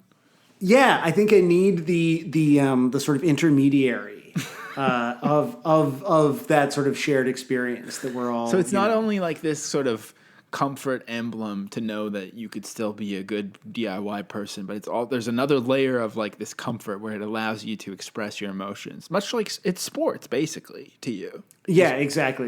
Where I'm it's the only way for me to bond is talking about how the team did yesterday, But I think kind of universally, I don't think I was, because I'm looking at the full list of songs right now, and I feel what I maybe tried to do is these are the songs that more than like anything that like intellectually I really like, and there's certainly like we could have done a Limp Bizkit song. There's more Sam's Months to come, but like almost all these songs I associate like very, very strongly with like specific areas of my life. I associate them with like live settings and that thing that I'm always describing that we talked about. I think that we really tried to sort of figure out of the Japan Roots in the Hold Steady episode of that. Like, I just want to be like, you know, lifted up, but like not religiously, as we've kind of talked about and as we've discussed on the Discord. And so like, I think all of these songs like provide that in some scenario. So like whether it's like Hold Steady, I have like really amazing memories of like Ashley and I hanging out at those shows and like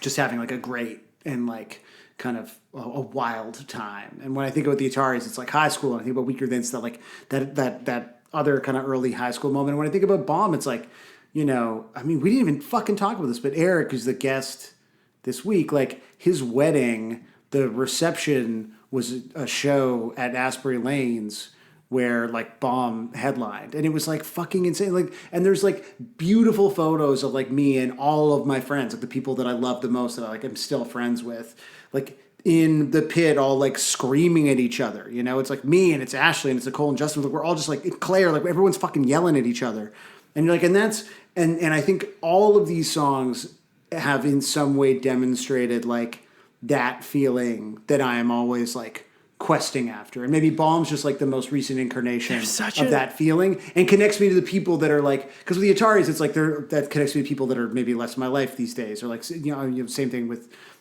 early like Weaker Than's experiences. But for me, Bomb is like, that's it. That's like, that's my, you know, my friends and my like literal family. You know? I love that a thread throughout Sam's Month has been wedding party songs. Or like the wedding band that knows a punk song is one of it's interesting. There's no better party. There's no better party. You like wedding punk, and so like I think hell yeah, that's what it is. Because I'm always questing after that high, right? That the wedding dance high. You've done your this dirtbag cleans up nice post, and now you've loosened the tie a little bit and undone a button, maybe popped your cufflinks. That's it. That's the breakthrough. That's the breakthrough. So like, look, you know. Everyone's welcome at my wedding, you know, like, you know, even Josiah, it's the only place that will make eye contact. Well, at your wedding, that already happened. At my wedding, but that's it, not before and not after.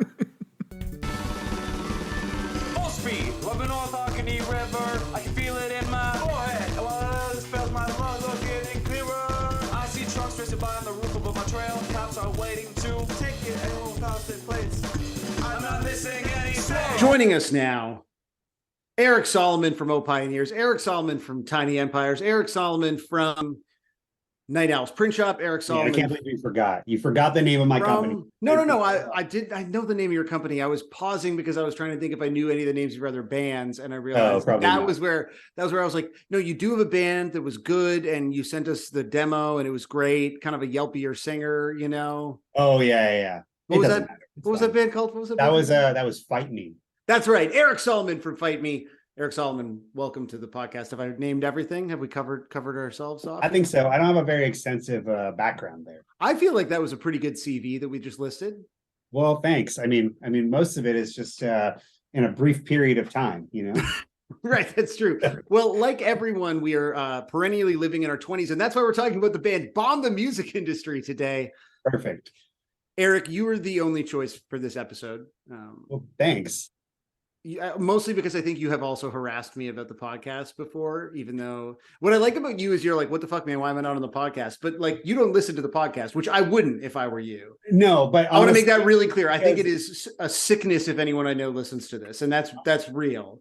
Honestly, I tend to listen to like 4 podcasts and then 4 bands, and that's pretty much it. And otherwise, I more or less have my head in the sand for the most part. So it's good. It's a better place to keep it. But I do still appreciate that you've been like, "What's going on, man? When am I coming on the pod?" And I'm like, "Well, I just want to talk to you. That's all." Well, that's it. It's like we are good friends. We have several matching tattoos, and we don't talk to each other for like years at a time now. Exactly. But then we just pick up right where we left off, so it's all good. It's the way it goes. Now, like I said, for this, I was like, it's got to be you, because my memory of kind of falling really in love with Bomb and like also having the sort of tremendous good fortune to be sucked into their orbit is tied to like our experiences playing music together. but I realize I don't really know what your inception point is with this band. So like in the just don't ramble on too fucking long, but like Eric Solomon, what's your relationship to Bomb Music Industry? So when Jeff started doing Bomb, and it was kind of it got solidified towards the end of kind of a lineup, but in the early days it was really him, and then the people that he was just wanting to hang out with, he would sort of recruit them to like come on tour with him and flesh out the band. I had first heard of Bomb through Punk News, and I found out that it was the singer from Arrogant Sons of Bitches, who I had happened to see in my brief stint of college. And I have a partial video of that show with a young Jeff Rosenstock, losing his mind in that band. So innocent. Were you a fan? Because I feel like that band had like dedicated, just like a Disturbed, like similar to Bomb, like people who are really, really into that band, but it missed me entirely. They, it was like one of those bands where in kind of the late 90s, early 2000s when they existed, there was a lot of bands where I would see the name, but I didn't necessarily like listen to them or have a record, or maybe they were on some like comp or something, right? And that was pretty much the extent of my understanding of that band until they ended up playing the show. I want to say it was like opening for Big D and the Kids Table at like the local hall on the campus. And that was really the only time I'd seen them. And so, up until that point, I was living overseas. And so there was a lot of younger bands that were happening that, again, maybe I heard about, but I never had a chance to see until I moved back over here. And so I knew that Bomb and ASOB were sort of related. And there was an announcement that Bomb Music Industry was going on tour, and they were looking for places to play in Texas where I lived. So I'd written to Jeff and said, hey, I'll book some shows in Houston for you. And I clearly remember he was like, that's great. We want $500 per show. And I said, that won't happen, but I'll give you $100 and a place to stay. And he wrote back just saying like, deal.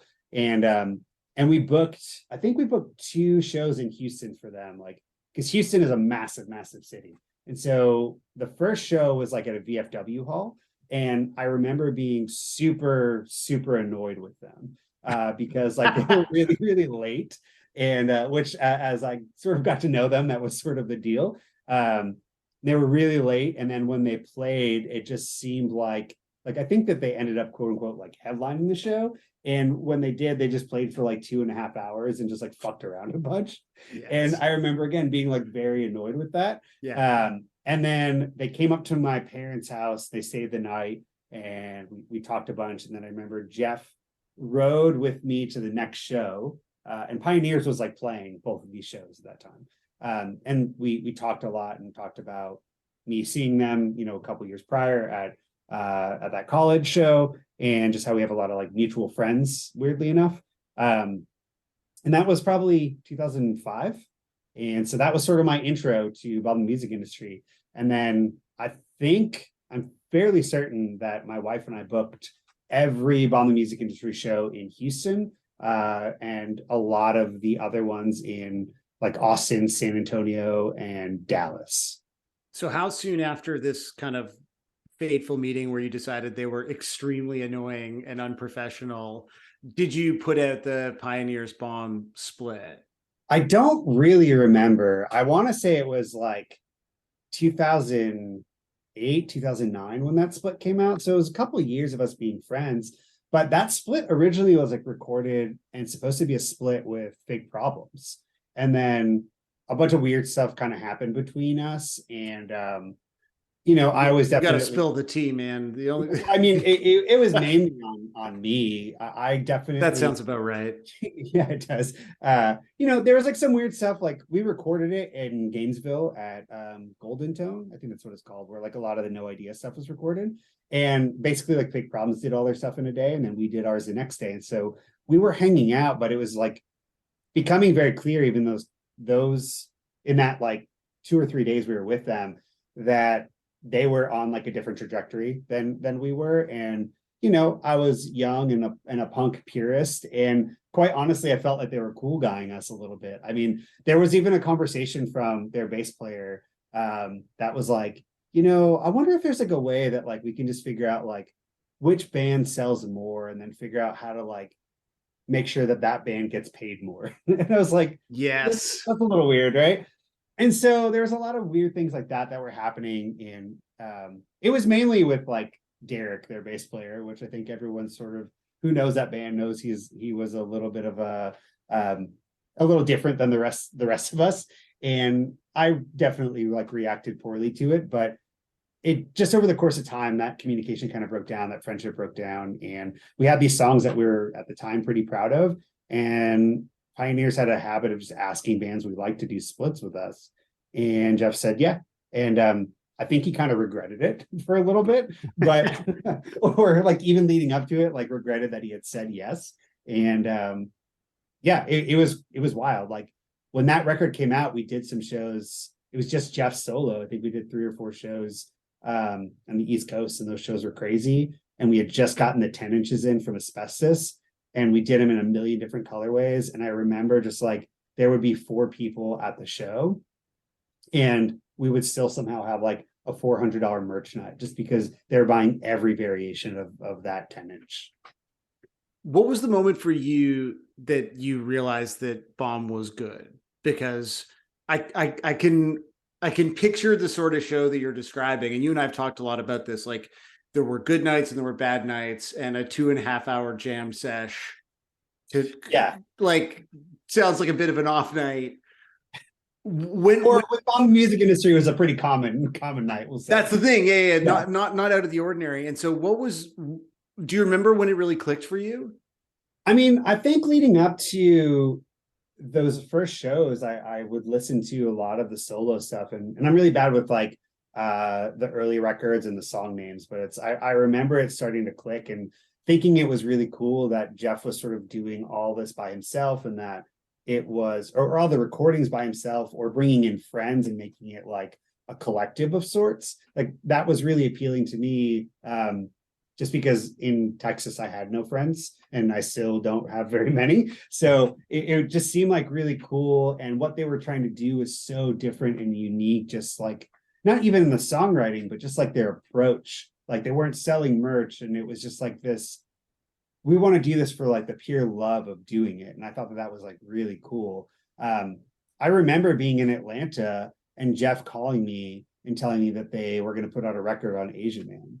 And I think that was Get Warmer. And I remember that once it was recorded, he sent it to me. And I couldn't believe that someone I knew was putting a record out on Asian Man, and that it like sounded as good as it did, and that the songs were as good as they were. That was just kind of like a mind-blowing moment when I heard those songs.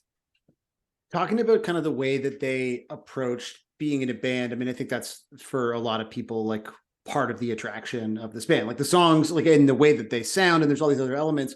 But I kind of feel like for people maybe in our generation who came up idolizing an era of DIY that felt like it had receded very rapidly, and that like DIY culture such as it was felt like a performance of like a bygone era, like people had zines, which is like sick, but like we also had the internet. And so you're making a zine kind of as it's like it's a deliberate anachronism. It's sort of like, to me, no different. This is not actually how I feel like at all, but on some level it's like bringing your fucking typewriter to the Starbucks, where you're like just holding on to the sort of signifiers of a different era. And to me, Bomb is like the first, and in many ways, like not the only, but the kind of high watermark of like, what does DIY actually look like in the era of the internet? Like, what is a quote unquote, to be horrible, but like modern DIY?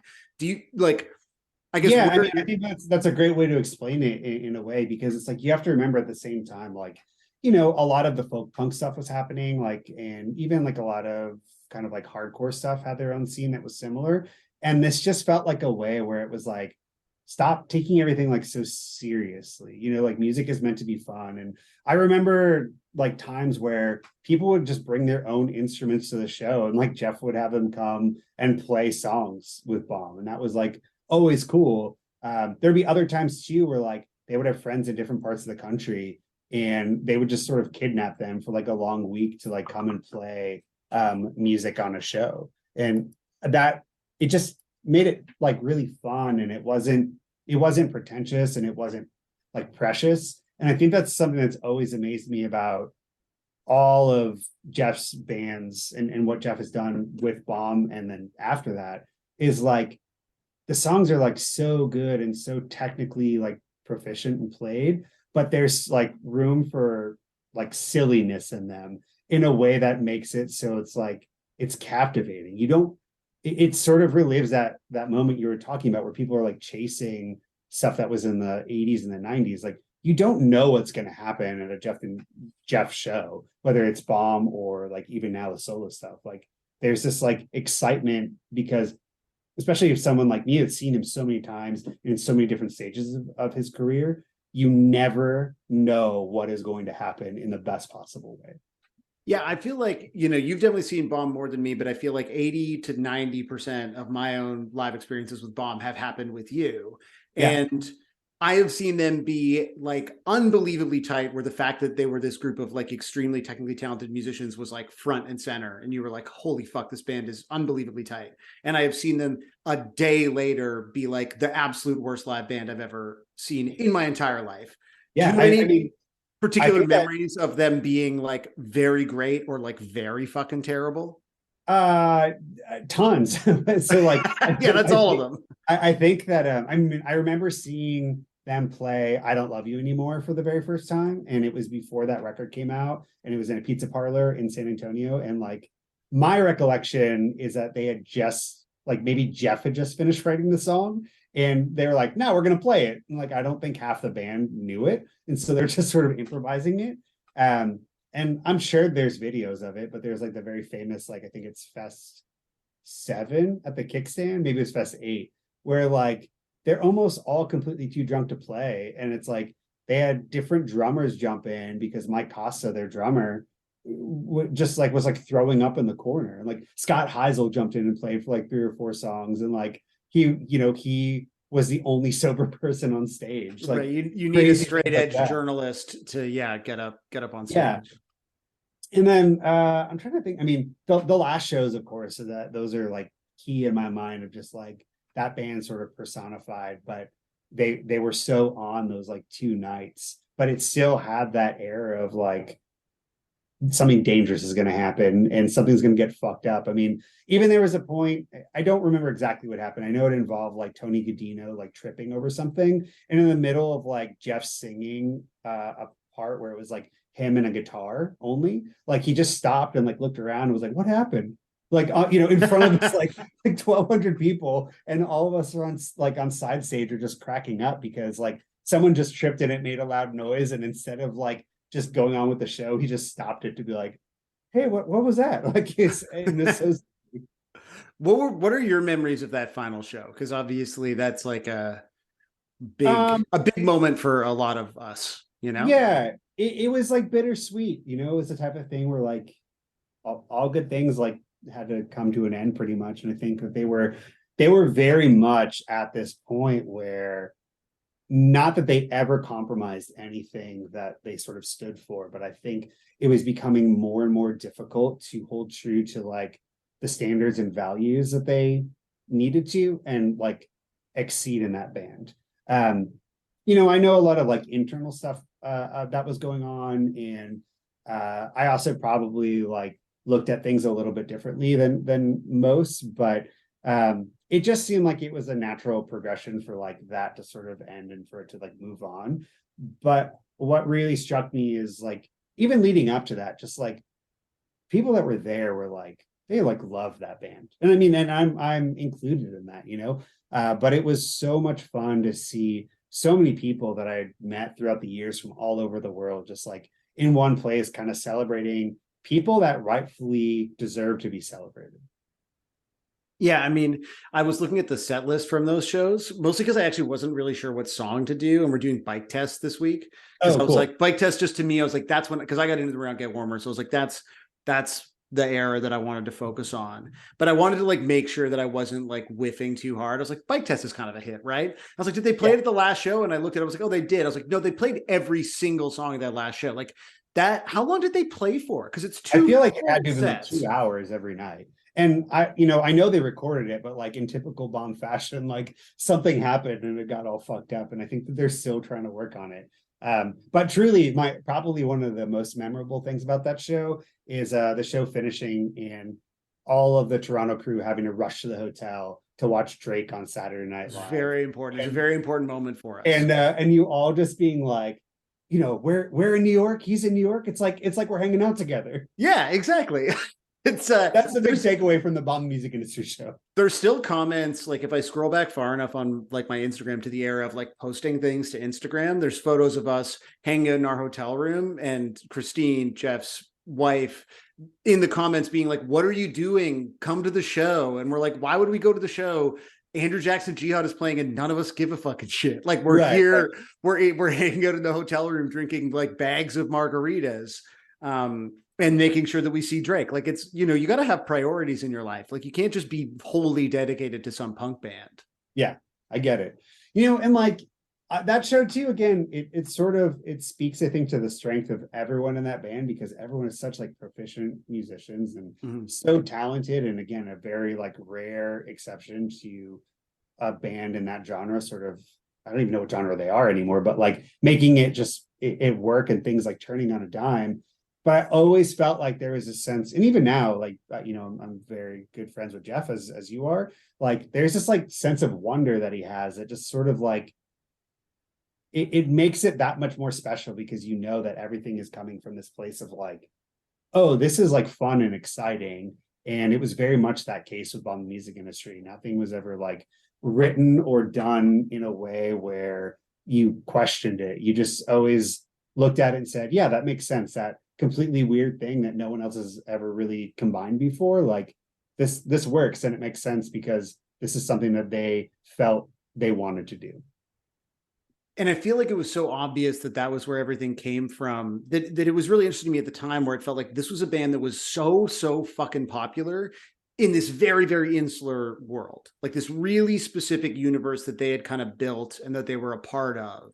They were like the most famous band on the planet. But outside of that, like no one was writing about Bomb the Music Industry. Like there were no, like, they were not getting any press in any magazines, like whereas a band like Fake Problems, who were like obviously, and now I think it's perfectly fine to say, it's like more careerist in their approach. Like they had, it felt like sort of, they weren't as popular as Bomb, but they had like pushed out into the mainstream in a more visible way. But it's so interesting to me now, because I feel like the legacy of that band and of Jeff also just as a solo artist is like, that's kind of what a lot of punk bands sound like now. Like it's kind of wild, how much it like took kind of like a generation of bands. Like what do you think of when you think of the legacy, separating sort of Jeff and his solo material, but the legacy of Bomb specifically? Like what do you think that is? That's a super easy question to answer, because really it's making music to have fun with your friends. And I mean, that definitely fits Jeff to a T.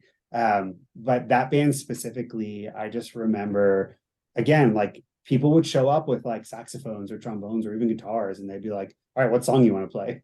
And even if the person like literally just like stood holding the guitar and let it feed back, they were like, well, that's what's happening tonight, like, it just like, I don't know, it just had this this sort of hold where, like, again, the songwriting just kept getting better and better, but everything around it just got crazier and crazier in like the most not popular, the most like fun and crazy way that, again, you never knew what was going to happen, and that made it really exciting.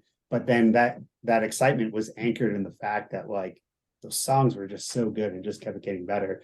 And I think as Jeff matured as a songwriter and matured as like someone that worked in recording music, that it's even more impressive seeing how chaotic all that stuff was in a live setting versus a record, and how they were able to sort of meld the two. And I don't know, it's like you said, I think that it's cool now looking at some of these bands that are up and coming, and how much Bomb Music Industry helped sort of push ska like back into the forefront of what's going on. And then, even bringing in like electronic elements and stuff like that. That to me, at the end of the day, is like the excitement that you never know what was going to happen, but it was constantly evolving, and it was never looking backwards. And I think that sort of like sense of fun that they always had live, like that obviously translated to like them as individuals. Like they were a very fun band to tour with and to play with. Like you and I have had some good times with them. I could picture like one point where we did a tour that was just you and me as Pioneers, which was like not necessarily the best iteration of Pioneers. Yeah. Like one show, Jeff played keyboards for it as well. And yeah, I don't know that it was particularly good, but I was sort of impressed by his enthusiasm. Do you have like a favorite, like not to be cliche, but do you have a favorite like tour memory of our friends in Bomb the Music Industry? I'm trying to think, like maybe not. I mean, I'm sure I have tons, but none of them are like super exciting. And the ones you had a nice time and a nice trip. Yeah, or the ones that I I do have, like our stuff I've sort of mentioned, like that Fest show is like kind of legendary. Yeah, like, for sure. But like I think that this sort of speaks to Jeff and Christine and everyone in that band, right? Like, so I own a company called Night Owls, and we make merchandise for bands, and we were operating then. And I remember, like, for a very long time, they were very anti-merch, and they wanted it to be very like pay what you can. And I remember Christine and Jeff specifically calling me and saying, we're going to start making merch because like it's time, but like it took them a while to get to that decision. But they were also doing it because they wanted to help our company, and that like they wanted to work with their friends, and they wanted to like raise everyone. And I think about that often because I think even now that is very much how Jeff operates. He wants to elevate people around him, and he wants to like work with creative people and make sure everyone is having a good time, basically. Oh yeah, man, that's a lovely sentiment. Well, now that you've name dropped your company, is there anything that we can promote on this podcast where people can check out your musings, your recordings, your ability to manufacture merchandise at reasonable prices but high quality? Probably not reasonable prices, but that's okay. You can check out Night Owls at all social media at Night Owls Print, and I also play in this band called Junior Battles sometimes. Yeah. That's right. An integral component. Yeah. But yeah, no, that's it. Thanks for having me. I'm a little upset that it took like 6-7 years to make this happen, but it's been a long time. Yeah. And then we just won't talk for another few years. People should know that Night Owls, though, like you do like legitimately print. Like if you are a punk person listening to this podcast, you're probably wearing something right now that you printed. Like it's that Jeff anecdote is really interesting because you're like, that is like, it is the germ of a thing that you and your wife Val started, but you are now like, you make everyone's merch. Yeah, we do a lot of cool stuff. And again, it goes back to those sort of like punk DIY roots, right? Where it's like, you just meet people through doing this and they just become friends. And Bomb the Music Industry is a perfect example of that, of just like, we were in a position to scale with their growth. And even now with Jeff, like we still, work with him and Christine for all of most of the North American stuff. And it's, we couldn't have done it without them, and that's just building that community to keep growing. Well, speaking of businesses, you and I both have to do calls now related to our actual jobs because we all turned into careerists. But we both work for ourselves because we're cool punks. Yep, that's how it goes. All right, man. Thank you very much for talking about this band that you brought into my life. I really appreciate it. I've been very fortunate to be around them for a very long time, and very lucky to call them, friends and clients and things like that. But ultimately, like at the end of the day, I'm just a fan, and so thanks for having me talk about it. Friends and clients, Jesus Christ. Business owner Sam.